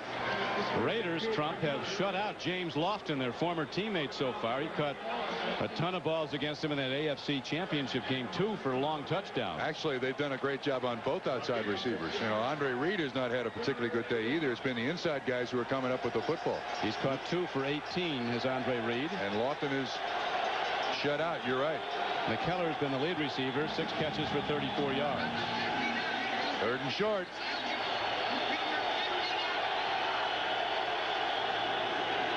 Short yardage play. They take a huddle. Mitch Farrat is in there as an eligible receiver. Davis breaks it, and then some more as he gets across the 35-yard line. Game clock down to 5:55 and running. We're in the 3rd quarter. Great job on the outside. You see Parker, 74, pull out. Carwell Gardner, 35. Eddie Anderson finally makes the tackle. It looked like Winston Moss missed him. Should have made the tackle, but it's a first down. The Raider defense grades #1 in the AFC. It looks to strike down on Andre Reed. It does, but about 7 yards downfield out to the 45-yard line. 2nd and 3. Tackler was cornerback Terry McDaniel. Andre Reed, another of the standout players from small colleges on the Bills team. He played at Kutztown State. He's been a first-team All-Pro receiver. Another throw and a catch. McKinnon takes the hard slug from Ellison and from Winston Moss, 99. But he keeps on ticking and gets the ball ahead for a Bills first down. That's a tough basketball player right there. He's caught 7 passes today, 29 for the season. Thurman Thomas on a slant run as the Bills fire out off the ball, and the carries down to the 42-yard line. Buffalo moving the ball, but somehow they so often seem to stall before they can get it in. Don, you know, at this point in the game, they want the defense that they're playing worn out. Well, the defense of the Raiders has not been out there on the field enough to be worn out. Good point. Here's Thurman Thomas. He breaks it. And finally, submarining blockers to get through and make the tackle is Torrin Dorn, number 46, and the free safety Eddie Anderson. The house, Howard Ballard, was out in front. The right guard, Glenn Parker, weighs 325. At least. Weight of Howard Ballard, unknown. Way unknown. And way up there. But can he play? Kelly on first down. Lets it go deep. McKellar goes for the ball. And Kelly watched the end of that play from flat on his back as McKellar stopped his route from. He'd have had it. Now, that's one of the downsides, I think, to the hurry-up offense. As you watch the hit on Jim Kelly, that's Davis right in his face. But when you run the hurry-up offense, your players are going to be fatigued, too. And McKellar looked fatigued at the end of that batter. The hands on hips, breathing through his mouth. Looks like a fighter in about the 12th round, doesn't he? It's not been easy. You see Kelly's numbers. He ranked 3rd in the NFL this week. There is a throw and a catch down to the 22-yard line. Al Edwards with a 14-yard gain, and Kelly with a laser-sharp throw right between the numbers. Gary Lewis is the man in coverage. Excellent pattern. Perfect timing by Jim Kelly. That's an indefensible pass. I mean, when you're running that precise and the ball gets there that quick, that's Edwards' second catch. And, of course, his biggest play was the kickoff return for the touchdown. Bills running the clock now, though. This is their 10th play of the drive. It's a first down play. Kelly against a 4-man rush stands in, makes the throw, makes the connection, and McKellar takes it to the 17-yard line. Eddie Anderson, the free safety, held on to bring him down. McKellar taking himself out of the game. Now, when you have this hurry-up offense, that's one of the rights the player has. All they got to do is look to the sideline. He'll get a breather. Metzelar's now in. No, yeah, Metzelar's is in at tight end. Kelly on 2nd and 5, and he's sacked. First of the day. Greg Townsend. His 12th of the season. But the Bills' offensive line has done a great job against this pass rush of the Los Angeles Raiders. This defense is set up for Townsend to get the sacks. You see, Howard Ballard really does a pretty good job. That's some sack by Greg Townsend. Finally went to the Pro Bowl. He's been one of the best throughout his career. Now his 9th year from TCU. So the Bills have the long way to go now. 3rd down, they need 14, and there are markers everywhere. Yeah, that's no play. That's going to be on the offense. I think they're going to call this on the offense. Dick Hantak says. Ball start. Offense, number 67. The center. Move the ball prior to the snapping motion. 5 yards. Still 3rd down.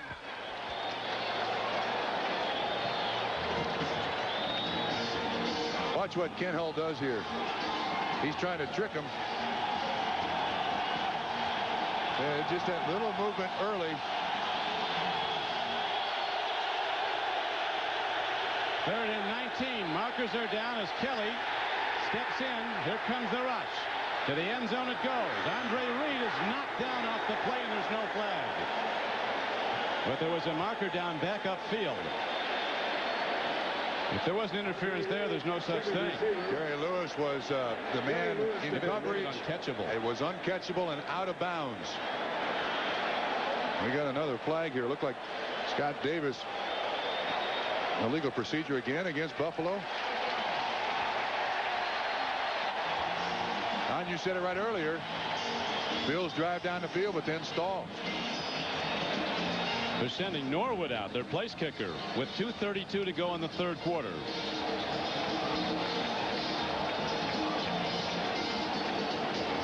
Illegal formation on the offense. Number 69 not on the line of scrimmage. Penalty is declined. 4th down. Bills average almost 30 points a game. The Raiders have scored over 20 only twice this season before today. They lead right now 27-14. This Raider team can block a field goal too, Don. 49-yard attempt.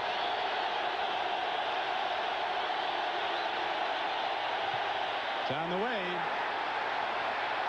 It's wide. No good.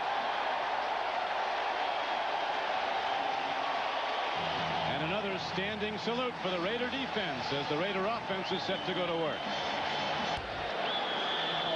With Bob Trumpy, this is Don Criqui back at the Coliseum in Los Angeles. Norwood just missing wide right on a 49-yard field goal try. And so the Buffalo Bills find their defense back on the field. Raiders starting from the 31-yard line.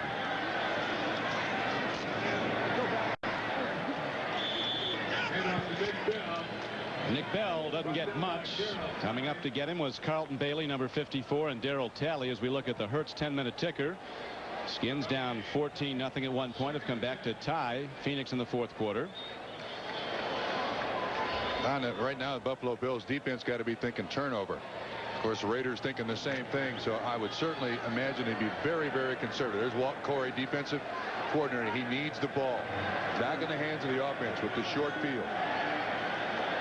No turnovers in the game.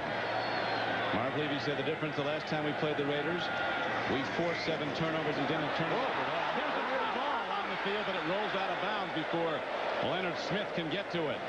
Cornelius Bennett was there to knock it free from Nick Bell. Lucky break. Watch 97. He just strips the ball. Steve Smith is the guy who's going to block him. Lucky this ball goes out of bounds. Raiders maintain possession at that spot. Well, Bennett, you can see the defense of the Bills now taking a little more chance getting across that line of scrimmage. They need to get the ball back in the hands of the offense in a hurry. Marcus Allen now comes into the Raiders backfield. Fumblers are quick to the bench in this league. We saw Koye, Kansas City, one of the best. He fumbled twice 1 week and played virtually not at all the next. Screen pass and well done to Marcus Allen. He gets some blocks, then gets some yardage on his own. And he's knocked out of bounds at the 35-yard line, short of a first down. And Raider fans are calling for a late hit. There was an 11-yard gain. Yeah, it was Mike Lodish. On the ground is Max Montoya, number 65 of the Raiders. He took a knee to the head.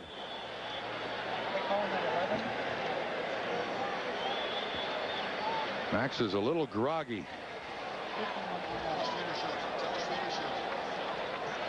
I think we can see what happens to Max Montoya here. He's at her on the screen. He's the guy right here. The first guy that hits him doesn't catch his head, but the next guy does. It looks like it's is that Bennett that hits his knee on his head? Anyway, Max is slow getting up, wondering what he made contact with. Here's watch 65. Right now Max is coming off, but he's on Dream Street. Yeah, it is Bennett. This is a terrific football player from UCLA. A critical error by your former team, Trump. Absolutely. Cincinnati. One that they've yet to recover with. The best stat about Max Montoya, last year he had 2 penalties and allowed 1 sack in 980 plays. That's a player.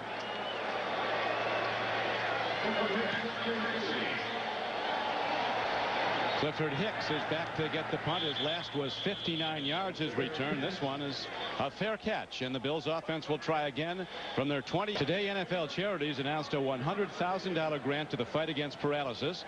The recipients of the NFL Charities grant are the Miami Project to Cure Paralysis and the Kent Waldrop Paralysis Foundation. NFL Charities was formed by the NFL teams in 1973 so that the clubs could effectively make grants to worthy national causes. Since then, NFL Charities has made grant commitments of more than $13 million. A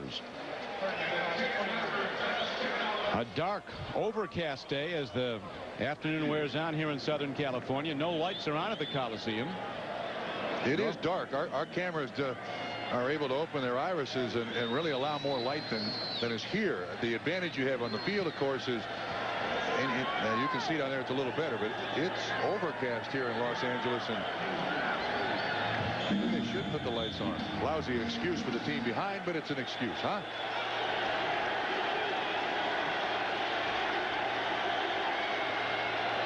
Markers down again as the ball is snapped. Andre Reed over the middle takes it to the 36-yard line. Ellison was there to hit him along with Winston Moss. There's a lot of open room for short patterns, but once the receiver makes the catch in that Raiders zone, there's another motion penalty called against the Bills. The receiver pays. Oh, Don, throughout this game, illegal motion, offense, number 80, 5-yard penalty, repeat the down, first down. That's on James Lofton, but throughout this game, the incentive for home field advantage in the NFL on the road, just not enough. They win the division last week for the 4th straight year. They're looking for home field advantage, but the Bills have just not been sharp, Don. No, they have not. But there's a lot of time left. We're still in the third quarter as Kelly makes a pitch and makes the connection. James Lofton with his first catch on first down and 15. It's good for an 18-yard gain. Lofton at 35 years old, approaching 1,000 yards receiving this season. A former Los Angeles Raider, trains in the offseason in master track meets. That was his 50th catch of the year, and he's averaging over 19 yards a catch. Kelly swept under. He had no one to go to, and that's the second Raiders sack of Jim Kelly. Number 70, Scott Davis, was the man who got him. 5.5 sacks for this former player for the Illini.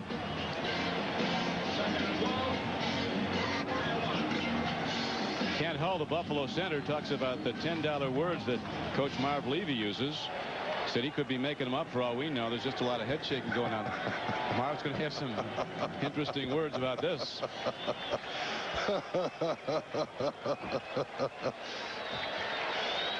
Ted Marchibroda giving Jim Kelly some advice as the third quarter winds out. We'll be back after these messages from your local station. 15 minutes to go. A lot of time for the Bills to get back in the game. They need 2 touchdowns. But while they've started to move the ball rather consistently after the first quarter, invariably their drives stall.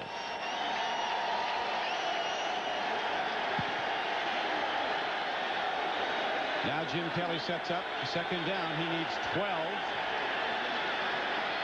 Time for Kelly. Long ball to McKellar. He has it down to the, no, they wave it off. Apparently he lost it on the way down. McKellar says he had it.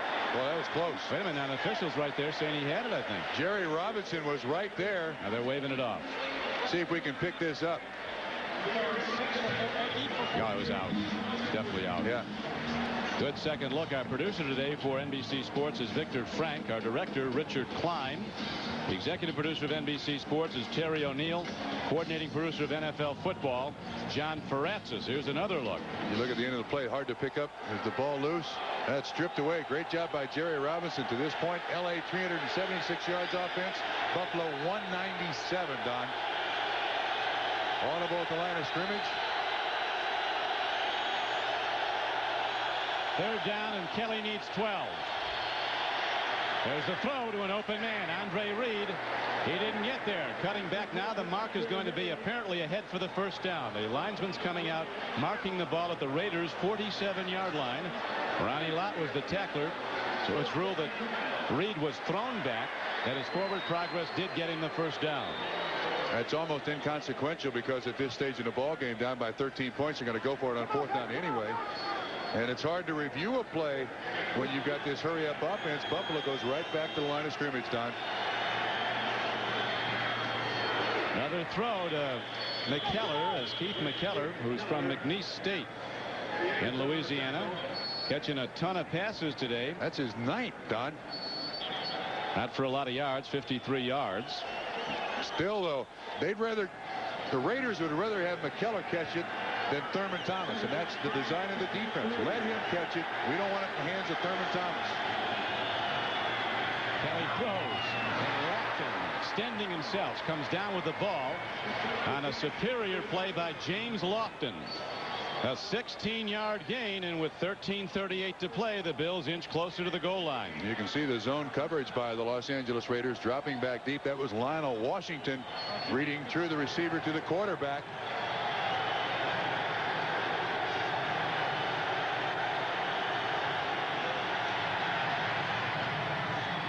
Another throw and another catch as the ball is thrown to Al Edwards on a sliding play. He gets the ball at the 18-yard line. Ronnie Lott was with him. This drive started at the 29-yard line. And this hurry up has done a good job on this drive, but this is where they've had problems. They've gotten it down here. They can't get it in from the 20. Here's Kelly. Here comes the rush. He fires. He's got a man. One of the plays of the day as Kelly spins away from the tackler and then delivers a tight spiral to All-Pro Andre Reed. First down, Bills inside the 10-yard line. First and goal. He turns his back to the defense. Got a guy hanging all over him, Anthony Smith, and he still makes the completion for 11 yards. That is an All-Pro play. 5 catches, 48 yards for Andre Reed. Not been able to get deep yet today. Game clock running. 12 minutes and 35 seconds to play. Bills down by 13.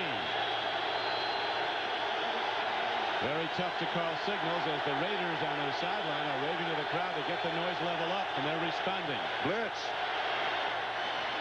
Seaver went down. Andre Reed says he was knocked down. The official says no. That ball was perilously close to being intercepted. You watch coming right up the middle. Both linebackers. Moss 99 is untouched. It looked like there was contact. 36 McDaniel was the closest man to Andre Reed. No flag. Second and goal from the 8-yard line. Audible again, Don.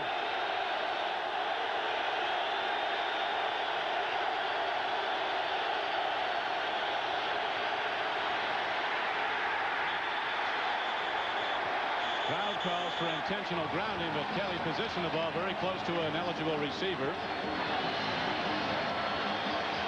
Remember, the rule is if he throws the ball to avoid the sack, you can call the intentional grounding. But Thurman Thomas is just a quarterback was ruled in the grasp. In the grasp. Golick gets a sack. So that's the 3rd of the day. Actually, that's the way they used to call in the grasp a couple of years ago. This year, they've been a lot more lenient.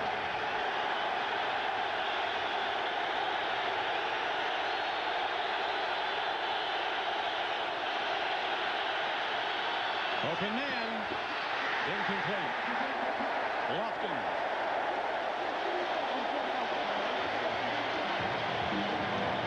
Penalty marker is thrown. Lionel Washington was the man in coverage. We've got a flag on the field. Andre Reed threw his helmet after the play. They might wave this flag off, but we'll see. Is that what the call was? Thurman Thomas's helmet is off.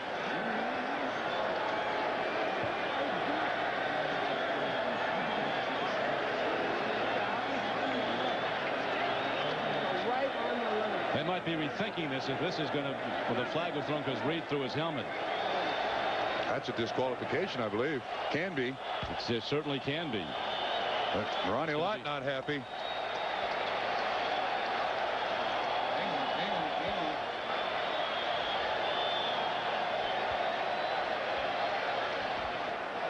There is no foul on the play. That's what I thought, huh?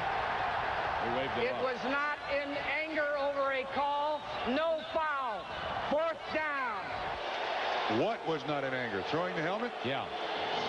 What is it if you throw your helmet if it's not in anger? What is this, a shot put contest? Bowling? What? Throwing helmets for distance and accuracy. I see. I understand. Point out the bullseye out there for me. 11:59 to go. The Raiders have not turned the ball over, and the Bills have not sacked Jay Schroeder. Norwood 0 for 1 today, but it was a 49-yarder. This is a 32-yard attempt.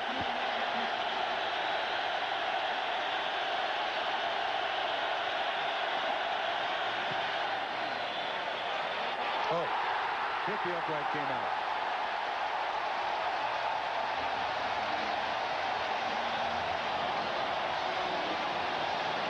Again, the Bills drive, and again, the Bills come away empty.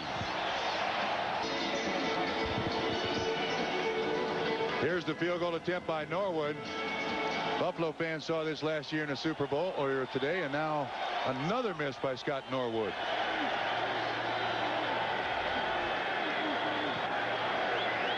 The Raiders will be looking to run the ball on the clock now with a 27-14 lead and 11:54 to play.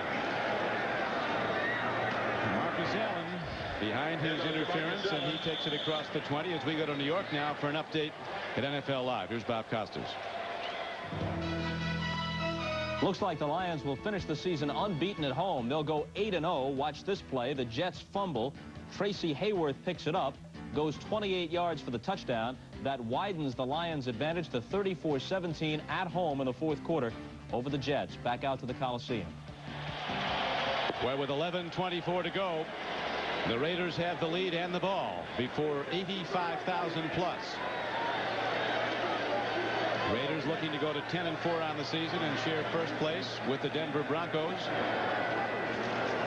The Bills will go to 11-3 and will have to win their next 2 games to be sure of the playoffs. Home field advantage. As we look at the starter 10-minute ticker, all the scores. Game clock running. 10:50 to go. 3rd and 2.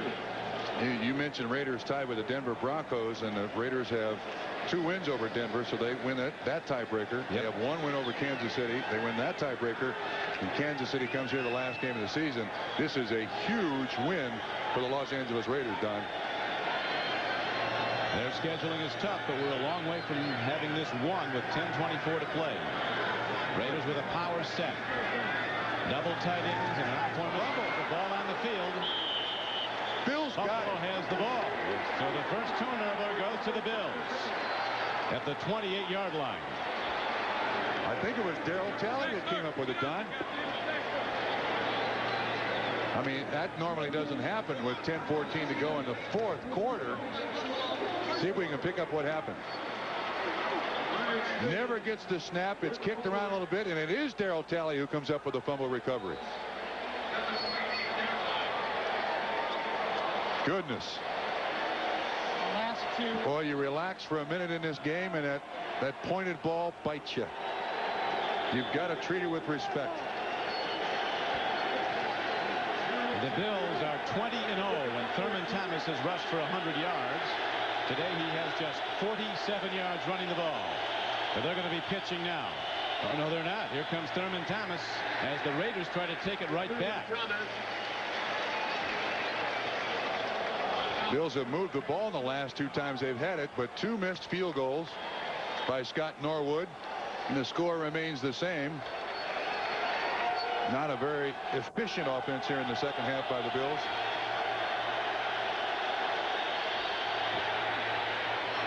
Marker down, interception.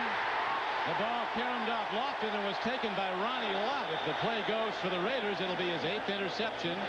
He is the NFL leader, but there's a marker down in the Bills' backfield. Hey, what do we do here? Did you see anybody tackle Ronnie Lott? Did they make contact with him? I think Lofton did. A guy discarded by the San Francisco 49ers now leads the NFL in interceptions with 8. Tripping on the offense. Penalty is declined. First down, Los Angeles. Marv Levy not happy, wants to talk to the official. Lofton lets it get by him. Lott right there. You know, he was not tackled. He was knocked down by his own man. He was not tackled. I think that's what Marv Levy is complaining about. Nobody put him to the ground.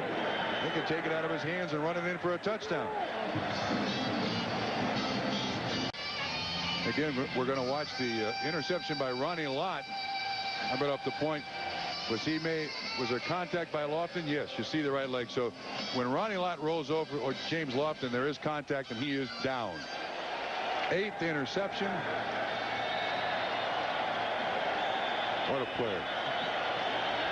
Only great. Maybe the only player that has been a first-team All-Pro player as both a cornerback and a safety. Did that in those championship years with the 49ers. 9:42 to play. Raiders with a 13-point lead, and they go to the power game. As rookie Nick Bell, all 255 pounds of him, takes the ball to the 20-yard line.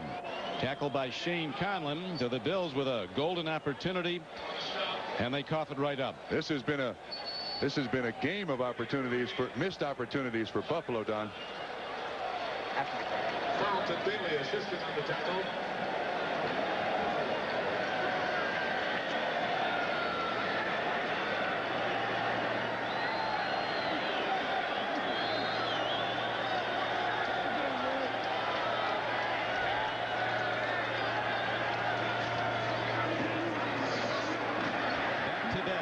Second down and 7. He gets out to the 25-yard line. Tonight, primetime begins with Erie, Indiana at 7, 6 Central on NBC. And don't miss TV's Funniest Family, The Torkelsons, at 7:30, 6:30 Central. Then it's the television event of the year when the Judds make their final network appearance on Hot Country Nights, taped prior to their recent pay-per-view concert. Plus Willie Nelson, Alan Jackson, and Eddie Rabbitt say goodbye to the Judds on Hot Country Nights, followed by an NBC world premiere movie that'll touch your heart. Night Court's John Larroquette stars in One Special Victory. That's tonight on NBC.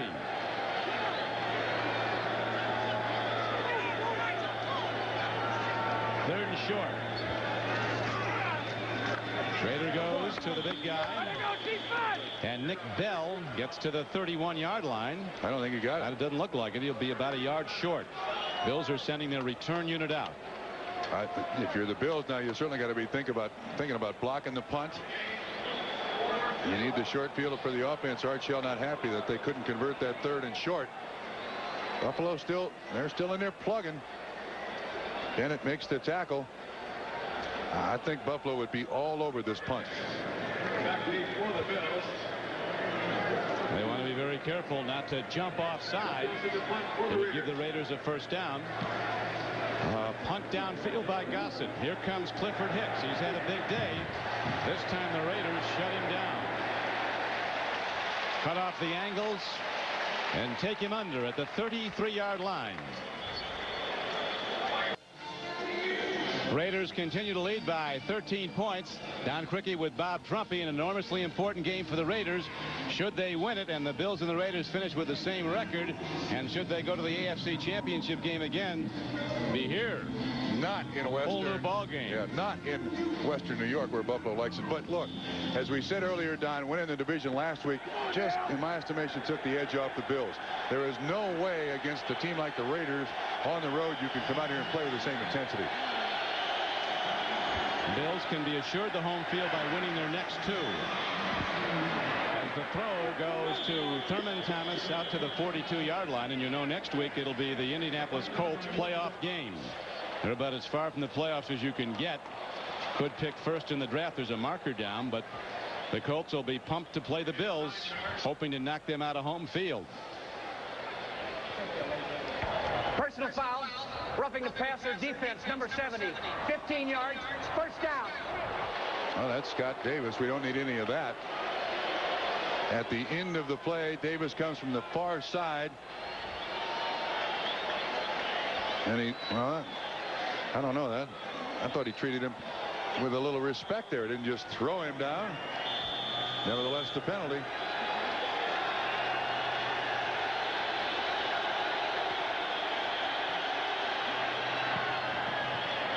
Lofton on a first down catch is ahead for almost 10 yards. And he gets out of bounds to stop the clock with 6:55 to play. Now, Don, you were mentioning earlier how dark it is. They must have heard you. They turned the lights on. Lights are on, and the Raiders are running up the score earlier. They hold to a 27-14 lead as the Bills look for the deep throw. Here's Kelly with receivers releasing deep. Long ball. Not close. Lofton turned out, and Kelly threw a fly.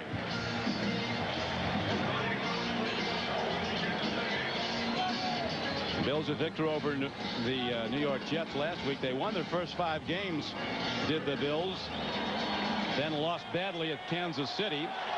Marty Schottenheimer told us the one thing he found in watching the Bills offense and charting it, of the 160 passes Kelly threw prior to that game, only 20 of them were over 12 yards in length. He said the no huddle is a short pass offense. They stopped it. Another short pass, but it's good for a first down, and a 3rd and 1 play. Yeah, you know, Don, the other thing is that's McKellar's 10th catch of the day, Don. The other thing is this is with all the hurry up, it disguises a great rushing offense. The best there is in the National Football League. So it disguised a lot of things.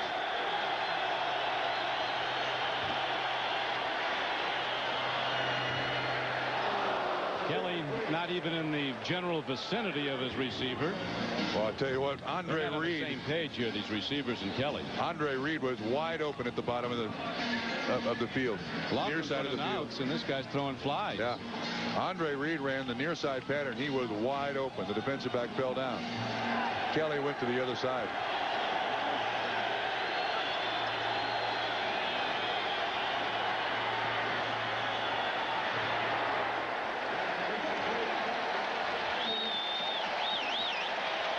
Al Edwards, the intended receiver. Gary Lewis was with him, and again Kelly comes in high. So he's not lacking arm strength. In fact, he might have too much of it. Edwards makes an honest attempt, but that was a deep pattern. That was a very deep pattern. Good pass protection. It's just not there. The edge is just not there, Don. Kelly now 25 completions, 39 throws for 215 yards. Here's an open man. And the play is made at the 12-yard line. It's a first down for the Bills with 5:50 to play, an 18-yard gain. Lofton's got to be very close to 1,000 yards now for the season. This is the #1 offense in the NFL, down by 13. With that much time, they're not gone. Oh, dropped by Edwards. It'll be 2nd down and 10 at the 12-yard line of the Raiders. Well, the Bills have come so close in a lot of instances today. There have been some receivers missed and missed badly, but look how close this one is. If he catches this ball, he scores. Not one of Jim Kelly's best performances this year. But not over yet. Kelly with a throw, and Andre Reed is down to the 2-yard line. He looks to be just short of a first down. Terry McDaniel on the coverage. Nice pick run by Buffalo. Reed slow getting up. Watch what happens. Watch the pick. See 46 on the inside. Torin Dorn picked off by the inside receiver, and the trainers are coming out to see what's wrong with Andre Reed. He looks all right.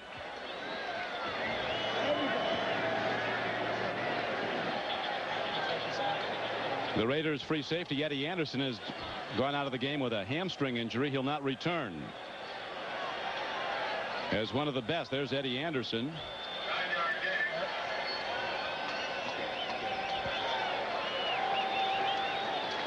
One of the very best, Andre Reed, being attended to.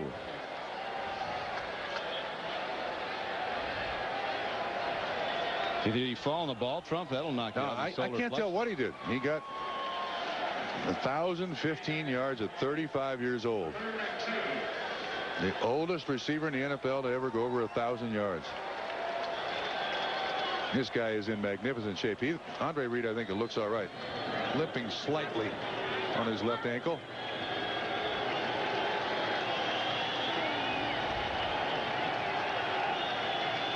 Game clock with 5:17 to play. The Bills down by 13 points, but now they'll send in a whole array of offensive players with 3rd down and 2 coming up for the first down, 3rd down and 4 for the touchdown. They got the big people in there, Don. Garner's the up back.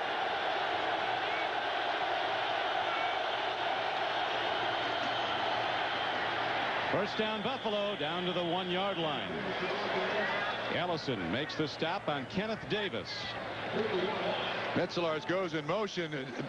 The defense kind of looks outside a little bit. Nice pull by Parker, 74. He kicks out the defensive back.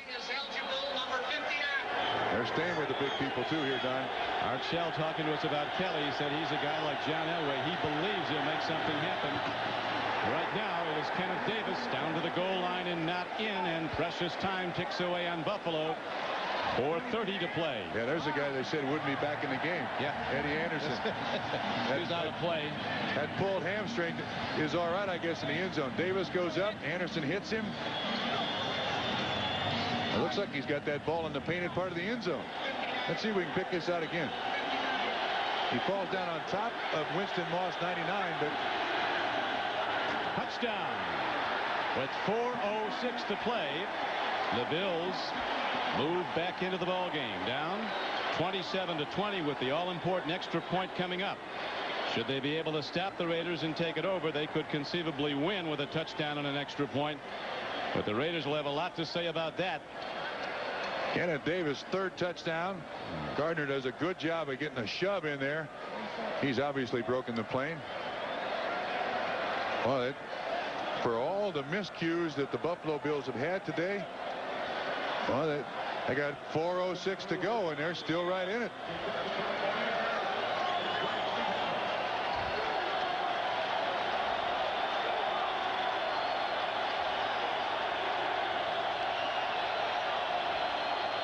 Play drive, 67 yards. Oh, he missed it. He missed it. He might not be kicking next week. He might not be on the plane going back to Buffalo. Brad Del Weezo is looking awful good now for the Buffalo Bills.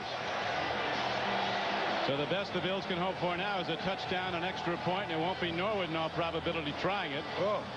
And try to go to overtime if they can get the ball back.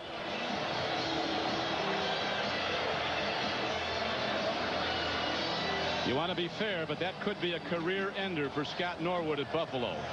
Well put. Parker goes over to him, 74. A kicker who misses an extra point in a crucial game is a lonely guy. Talks to special teams coach Bruce DeHaven. I guess when it goes wrong, you don't know why it went wrong. I know Jeff Jaeger talking to him, Trump, as we look at the starter 10-minute ticker. Jeff Jaeger's having such a sensational year. Said the best advice he ever got was from the Raider Hall of Famer George Blanda. Jaeger said, I used to get so tight if I'd miss a field goal, feeling I had to make the next 10. Said Blanda told me, he said, what you do is you go out, you concentrate, you line up, and you swing your leg. If it goes through, that's what they're paying you for. If you miss, so does everybody else. You'll get another chance very soon.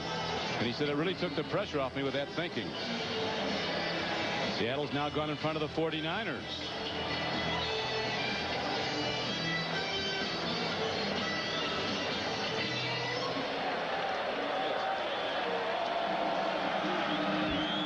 Norwood had been hot. He'd had some trouble early in the season.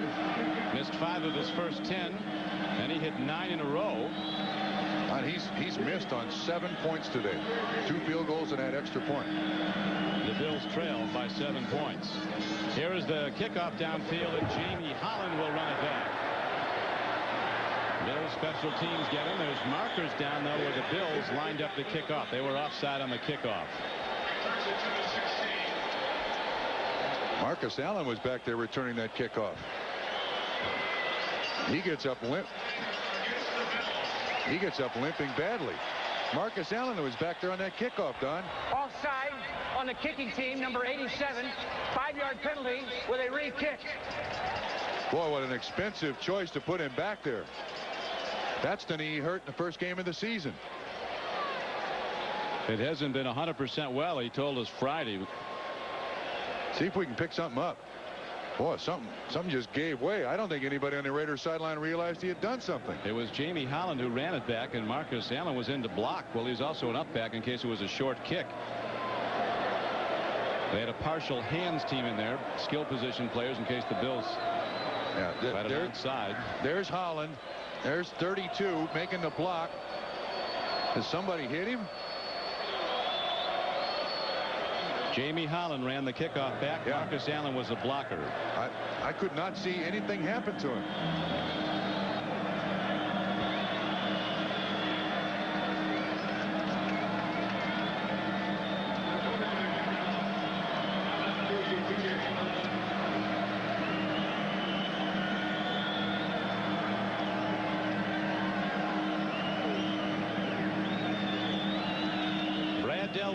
Ready to kick off for the Bills.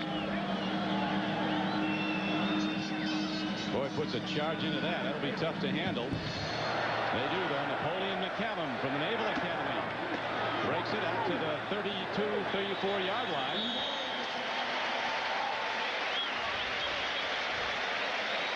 Coming up next Saturday on NFL Live, O.J. and Bill Walsh visit the 49ers training camp for a look at the state of the team that dominated the 80s. And then the 49ers, who've just fallen behind Seattle today up at the Kingdome in Seattle, go against the Kansas City Chiefs, who rallied to beat San Diego, as the Chiefs up their record to 9-5.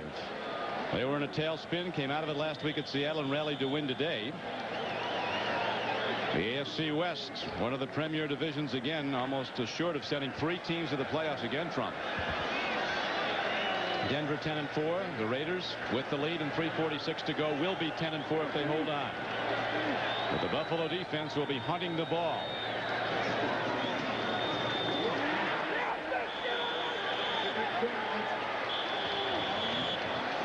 Cornelius Bennett. And Buffalo with 3 timeouts very smartly stops the clock. This is a 40-second timeout. 40-second timeout. Marv Levy and his AFC champion Buffalo Bills up against it. They've beaten the Raiders the last 3 times they've played. And those 3 wins were all at Rich Stadium in Orchard Park, New York. Now with some misses, an interesting point you brought up, Trump, about 7 points missed by the place kicker, although one was some 49-yard field goal that was just wide. Still, though, it was long enough. It was wide. Raiders holding to that lead, now have second down coming up, and they need 13. Nick Bell. Bills get him. He got back a couple of yards. Game clock running down to 3:27 to play. Look, this time Buffalo's choice not to call the timeout with it's 3rd down and 11 now. The 2-minute drill at the end of a half or a game, certainly when you're behind, is not a 2-minute drill at all. It's really like 3 or 3.5 minutes. Raiders have gone to a power game today. Our NBC statistician Ross Schneiderman pointing out Raiders have run the ball 42 times, have passed it just 19. Those were the kind of numbers they had last year. And look at this play. Shooting the gap was number 46, the strong safety Leonard Smith. And now the Bills call a timeout with 2:47 to play, and the Raiders send out their punter with the Bills down by 7. Looks like it's going down. Walt Corey and his defense have stood tall on the most important series of downs, stopping the Raiders on 3 straight. And now the Raiders send in their outstanding punter, Jeff Gossett. Al Davis, he knows. We've seen so many, as Al puts it. They're all close in this league. Or so it seems. Here's a punt downfield to Clifford Hicks. A lot of room to run it back. When you dance, you're down. That much room, he could have gotten more just sprinting straight ahead. Well, but with the punt rush, Don, there's not a lot of guys back there to block for you. So he didn't do a bad job. Next Sunday, NBC Sports presents more exciting NFL action beginning at 12:30 Eastern Time with NFL Live. Then some of you will see the Houston Oilers run and shoot their way into the playoffs. They travel to Cleveland to take on the Browns. The Oilers, the new champions of the NFC Central. Others will see one of these matchups, all with playoff implications. New England at the Jets, Seattle at Atlanta, Miami at San Diego, a regional action. Check your local listings for the game in your area, as there's a Raider down now. Looks like A.J. Jimerson, backup linebacker. He was on the punt coverage team. That last drive by the Los Angeles Raiders, 1 minute and 30 seconds of possession. So the Buffalo defense did an excellent job, giving the offense 2:36 to go here in the game, down by 7. While A.J. is tended to by Doc Rosenfeld, we'll take a look at the 10-minute ticker. Redskins down 14-0, come back to win. There's a Super Bowl team, it would seem. San Francisco is now rallied. They lead Seattle. And Atlanta over the Los Angeles Rams. And that means that the defending Super Bowl champions, the Giants, are history from a playoff standpoint. A.J. Jimerson helped off. Well, for what little Buffalo has gotten done offensively, to be in this spot is remarkable. First half, they had more return yardage than they did offensive yardage. Here's what it's all about, though. While the Bills pay Jim Kelly millions, and he's well worth it. A throw and a catch, and the drive could be on as he goes to Thurman Thomas. First down, Buffalo, out to the 48-yard line. Game clock down to 2:26 to play. Bills down by 7.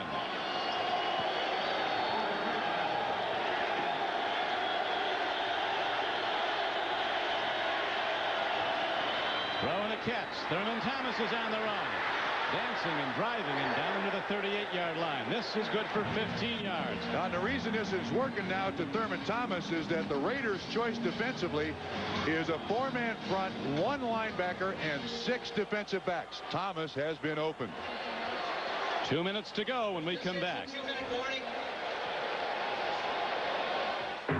Alcoa presents Fantastic Finishes, 1986.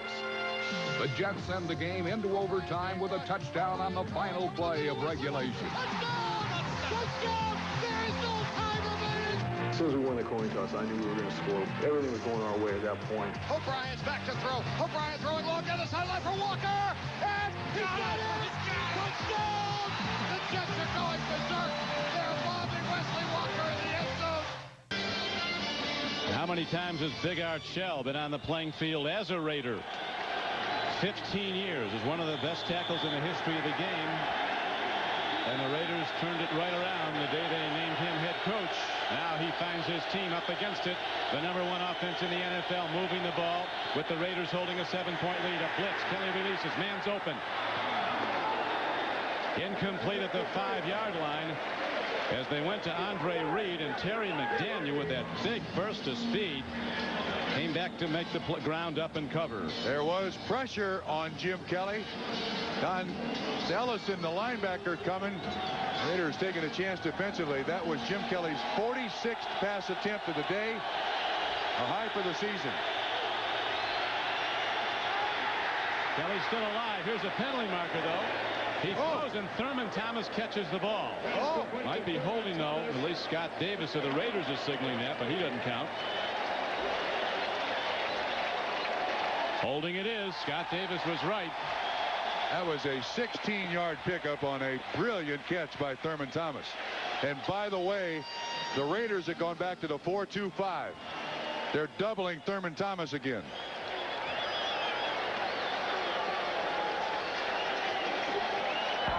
Holding. Offense. Number 69, 10-yard penalty. Repeat the down. Second down. That's on Will Wolford. See if we can pick it up on the right-hand side. Yeah. You see Wolford just takes down Davis.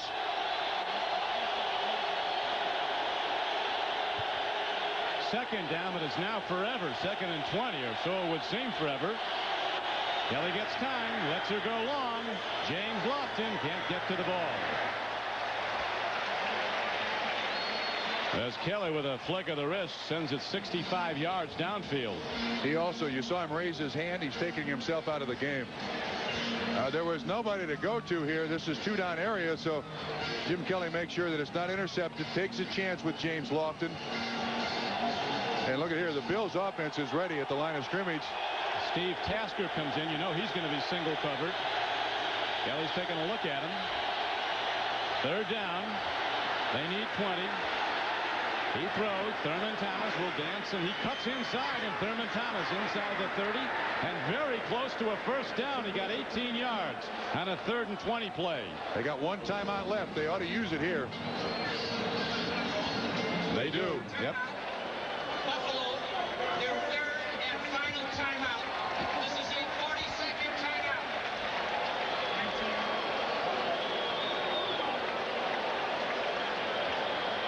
63-year-old Marv Levy. He aged fast in these. Pressure will be on the Bills. The Bills, if they lose, will still have a 1-game lead in that all-important competition for the home field. Bill Polian, their general manager, feels that the teams that could give the Bills the most trouble in Buffalo are definitely Kansas City, a team that can play and comes from cold weather that time of year, and also the Raiders. Polian said the Raiders are cold proof because they can run the ball so well. Well, that may be true, but with Marcus Allen limping on the sidelines, I don't like that as you look at the where the AFC sits right now. I got Denver is up there, but the Raiders have all tiebreakers against the Denver Broncos. So at 10-4, the Raiders would be the division champion and Denver would be the wild card. 4th and 2 feet. 4th down, and if the Bills don't convert here, it's over. They convert. Not done is the great Andre Reed inside the 10 and out of bounds at the 8-yard line. Wow. Fabulous. 20 yards. They would have settled for 1.5 yards. Andre Reed turns it into a monster play. 36 McDaniel is the man in coverage. He and Lott knock each other off the tackle. He picks up the first down, and he gets out of bounds. Andre Reed's 7th catch. Now the Bills have it 1st and goal. Down by 7. 1:08 to play. A throw, and the ball is separated from McKellar by that master separator, Ronnie Lott. The tiebreaker. There's Scott Norwood on the sideline. If he makes that extra point, this touchdown that they're driving for is a game-winning touchdown. Doran all over McKellar, and Ronnie Lott. Times it seems like there's like 4 42s out there, don't they? Yeah, really. A plan B. 49ers didn't protect him, and he came back to Los Angeles, where he started as a collegian at USC. Here's a throw. Touchdown, Buffalo. Whoa. James Lofton with a minute to go. They pay him millions, and he's worth all of it. Jim Kelly and James Lofton, who was quiet through the first half, and now we have the all-important point after, and it's Del Weezo. Is that Del Weezo Trump coming out? No, it's Norwood. It's Norwood. All right, they're going with Scott. Boy, can this kick erase some memories.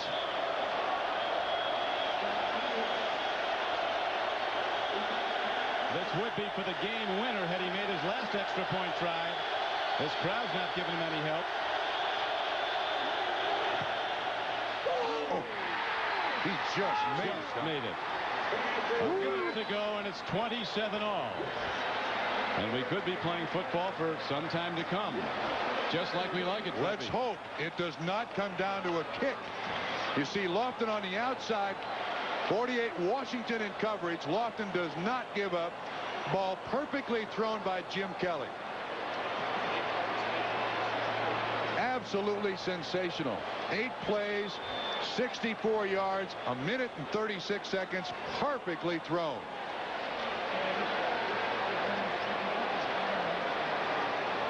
Boy, this team has got some drama in it, doesn't it? They don't give up. And looking back on this game, score tied. If it does go into overtime or they win, they've played poorly. Oh, yeah. And at some point, the Raiders have to say, look, this is a better team than we are. And that extra point was good by maybe less than a foot. I mean, it was almost wide left. Yeah, inflated to 13 pounds as opposed to 14 pounds as opposed to 13. It hits the upright and bounces out. Then there'd be something drive-by on the Buffalo Bills bench. Now they're ready to kick it off are the Buffalo Bills. Brad Dalwizo ready to hit it downfield as Jamie Holland and Napoleon McCallum go back. A strained knee. We don't know how much longer that will keep Marcus Allen out, but he doesn't appear ready to play again today. You remember he was in on the last kickoff return to block. Dalwizo booms the ball downfield. And here comes Jamie Holland. A burner from Ohio State, but the Bills with good special teams play led by the Pro Bowler Tasker, who made the tackle. Stop the Raiders inside their 25, and now they'll be pitching trying to get in Jeff Jager range, and there isn't a better kicker in the AFC right now. You think so? Well, I'm not so sure. I'd throw this ball. Well, I tell you, if you flip a coin, you go with a tie, and the Buffalo gets the ball. They've scored their last 2 possessions. Could be lights out. You've got to try to get in field goal range. 55 seconds. I don't know. This is a tough choice. Bills with no timeouts if they should somehow get it back in an interception. Schrader has 3 wide receivers in the game. And he does go to the run. Nick Bell doesn't get much as he's hit hard at the 25-yard line, and 85,000 people boo the play call. But apparently, Trump, the Raiders are going to... I think Archella's correct. I mean, take your chance.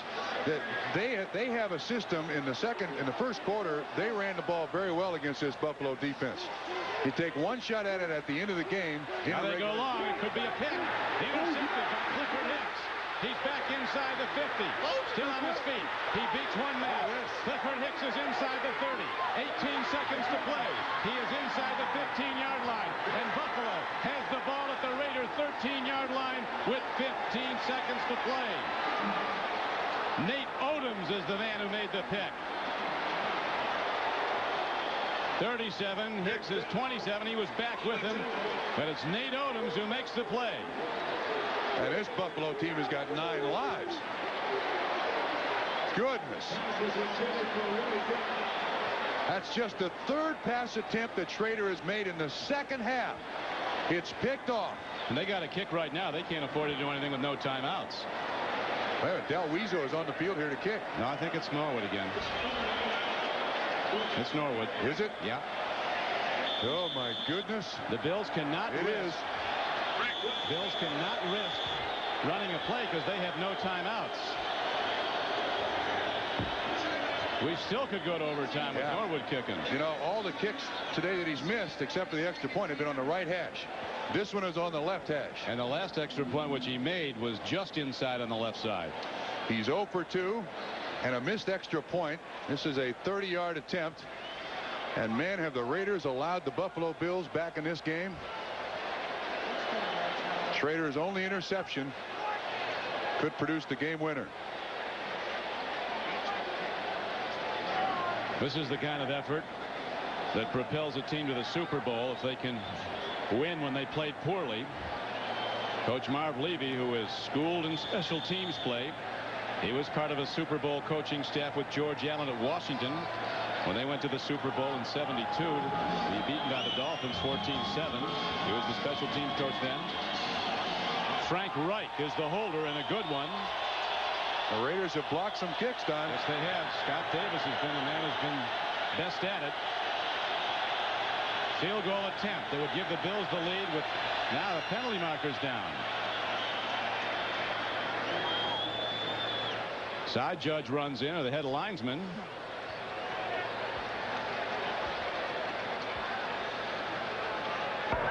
False start. Offense. Center moved the ball. 5-yard penalty. Kent Hull is a Pro Bowl player, but not having a Pro Bowl day. Wow. I think this all started when the Buffalo Bills charter, the company they normally charter for, went out of business this week. They had to find another plane in 2 days. But he's got a chance to redeem himself here. Be a 36-yarder. Norwood can kick it from a lot farther than that. Distance is no problem. Accuracy will decide this.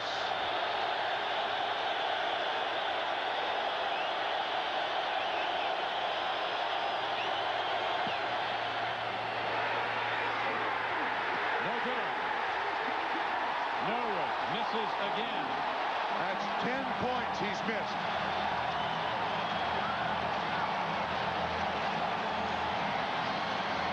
It's impressive as a lot of his teammates coming out to say it's okay, but it's not okay.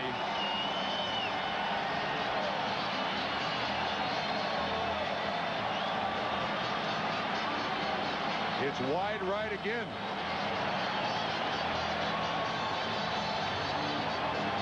Ten possible points he's missed today.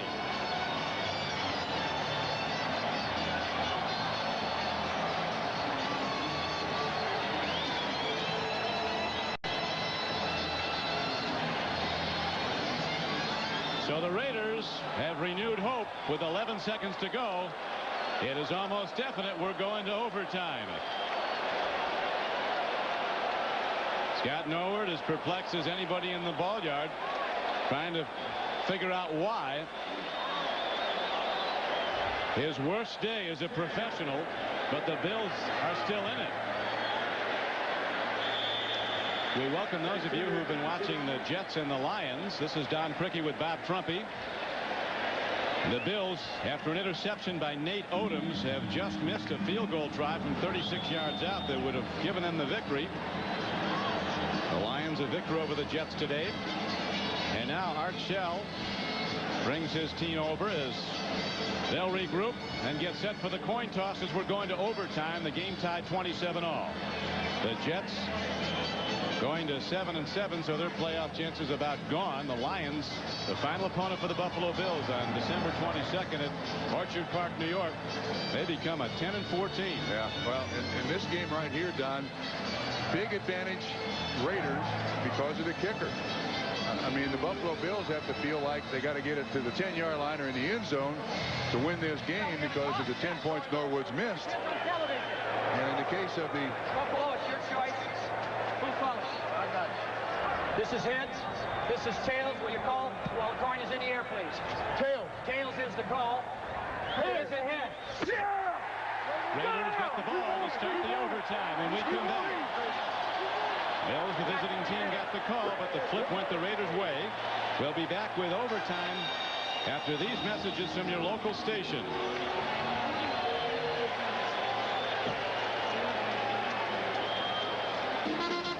We're heading to overtime at the Los Angeles Coliseum, where the Bills have rallied from 13 points down in the second half with 2 fourth-quarter touchdowns to tie the game.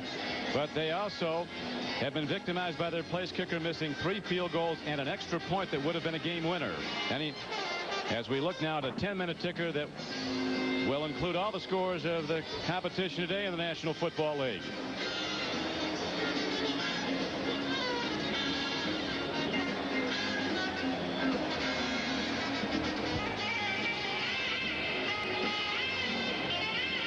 San Francisco has held on, rallying back and forth at Seattle, and has beaten the Seahawks 24-22. Next Saturday on NBC Sports, you'll see Kansas City, a come-from-behind winner today over San Diego, go against the 49ers at Candlestick Park with NFL Live beginning at 3:30 Eastern Time. I don't know what's going on today. We've got 3 overtime games, 2 finished, and this one about to begin. Percentages are usually with, as you know, Trump, the team that wins the toss and gets the ball. As Scott Norwood, who had that field goal just veer a bit right, a field goal that would have won a Super Bowl, having a worse day today. Bills are 5-0 in games they lost the coin toss in overtime. Maybe this is like they like it. Maybe so. Today, as opposed to Norwood, he's Norwooding. 3 missed field goals and an extra point.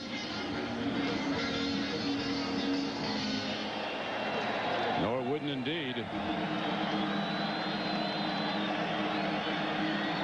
Napoleon McCallum is back now for the Raiders along with Jamie Holland. Brad Delweezo, the designated kickoff man for the Bills. He's not tried any field goals. That may change. You can't believe it won't. Booms into the end zone, and Jamie Holland downs the ball for a touchback. And the Raiders go 1st and 10 to start overtime at their 20. The Raiders have already been in an overtime game this year. They beat Seattle. Yeah, they were down 23-0 at Seattle, I think, and 20-0 came back and won. Yeah, Bills have not had an overtime game. Always tough for coaches to decide in this overtime period what you want to do. I mean, Jay Schrader in the second half has thrown the ball very little. His last throw was picked off by Nate Odoms, run back in field goal position, and then a Norwood miss. Now the Raiders get another chance, but they have the long field to go, starting at their 20-yard line. Schrader, coming off a 3-interception game last Sunday at San Diego, has thrown just 1 today. He's also only got 3 pass attempts in the second half, Don. 3.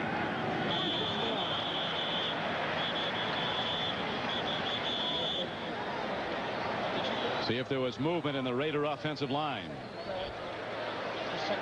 I think Dick Hantek just said false start. False start. Offense number 65. Prior to the snap. 5-yard penalty. Still first down. Max Montoya, you know, the last 6 drives the Raiders have had, 3 plays and out.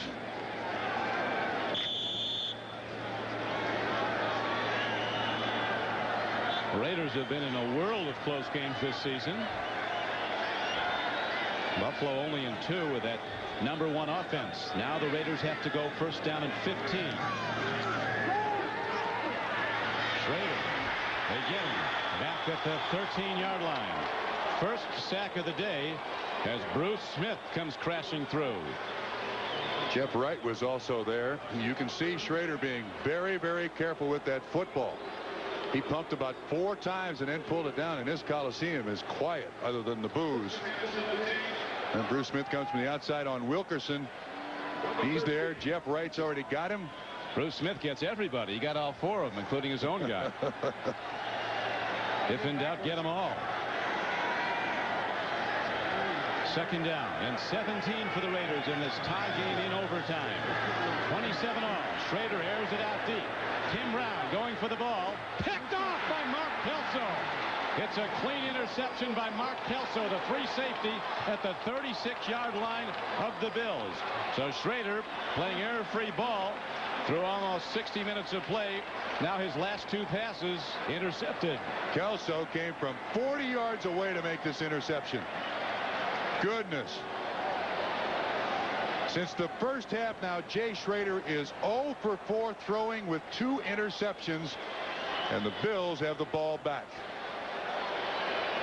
Look at that. This game, first half to second half, has totally turned for the Buffalo Bills. There's the resident choir boy of the NFL, Mark Kelso. Jim Kelly sets his team. Here's a blitz. Kelly releases against the blitz. Andre Reed comes down with the ball. There are penalty markers down. And Reed limps off. He's had problems with an ankle or knee as the game is worn on. How did he catch that? I don't know. Kelly put it there and it stuck. Yeah, I think this is against the defense. Jerry Robinson pulled down Keith McKellar, it looked like. That's a 30-yard pickup if the reception stands. It's going to be interesting now, Trump, to see if the Bills just run their offense and try to run it right into the end zone. They have to. And not try a field goal. You can't put the ball on. You can't put the game on Norwood's foot. But wait. There's Andre Reed on the sideline being looked at by several people.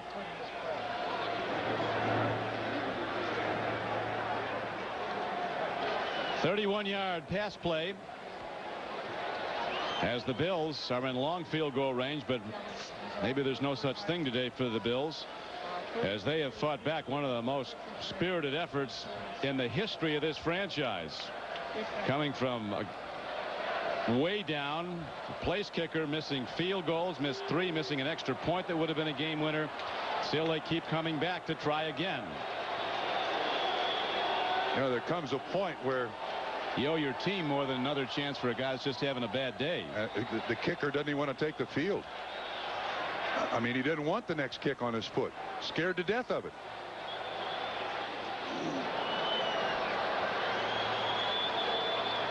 The missed extra point, though, was what really hurt, because that would have given the Bills a 28-27 lead and ultimately the win. I've not heard anything from Dick Hantak. Don't know what the situation is here. Please help us. There is no foul on the defense. The defensive player ran on the field prior to the snap. However, he is not restricted to be inside of the numbers. That rule only applies to the offense. We have first down, Buffalo. Makes sense to me. I'll take his word for it. Whatever's fair. How did he make this catch? What concentration. McDaniel 36 right there with Andre Reed. That's Kelly's 56th attempt. 32 completions. All highs for this season.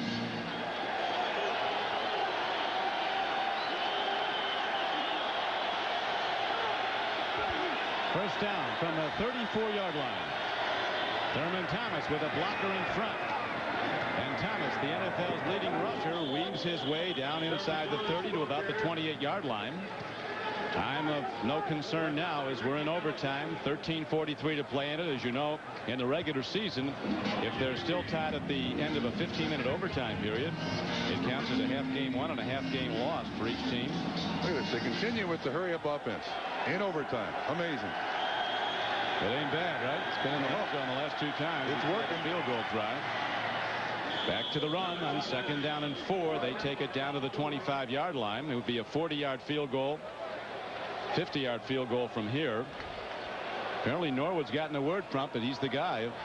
He's looking like it on the sideline unless he's leaving.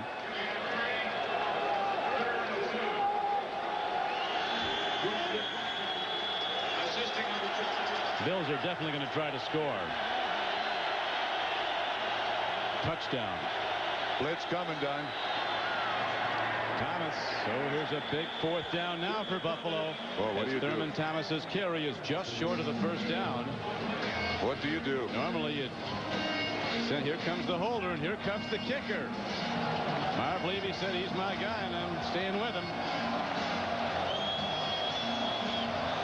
Wow. He can make a lot of things right after a wrong day for hard luck Scott Norwood. The line of scrimmage is at the 24-yard line. You had 15 out of that. Be a 39-yard attempt. It's no problem for him as far as distance. I think the fans are yelling Norwood. Raiders might try to ice him. He's done a great job of that himself. And you see they're just short. Well, he can boom it. There's no problem with his distance. Wide right and wide left.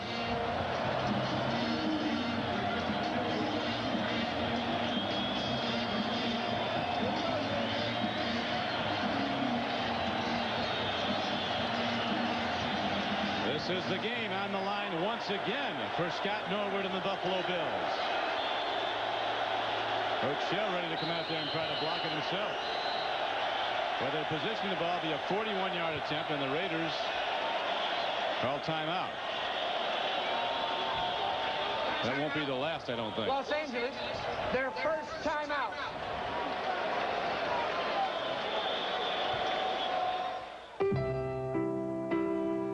This is our vision of what a luxury sedan should be. Not because it offers rich leather and anti-lock brakes, but because it comes standard with an airbag on the driver's side and the passenger side as well, creating a luxury sedan where even peace of mind is shared. The new 929, the first luxury sedan from the new Mazda. It just feels right. Raiders got the call from the sideline. Big Art Shell starts signaling, call it timeout. Give this guy something to think about if he doesn't have enough already on his mind. Scott Norwood. I don't know if maybe they had 10 guys on the field. I'm not sure, but he desperately wanted that timeout. I think he just wanted to have Norwood more time to. Awful tough spot for the kid, you know. You'd like to have amnesia right now about this day. First kick of the day is to win the game in overtime. Forget the rest of them. Listen to the fans. thing. The Bills defense has certainly given the offense chances, and the offense has certainly set up game-winning chances.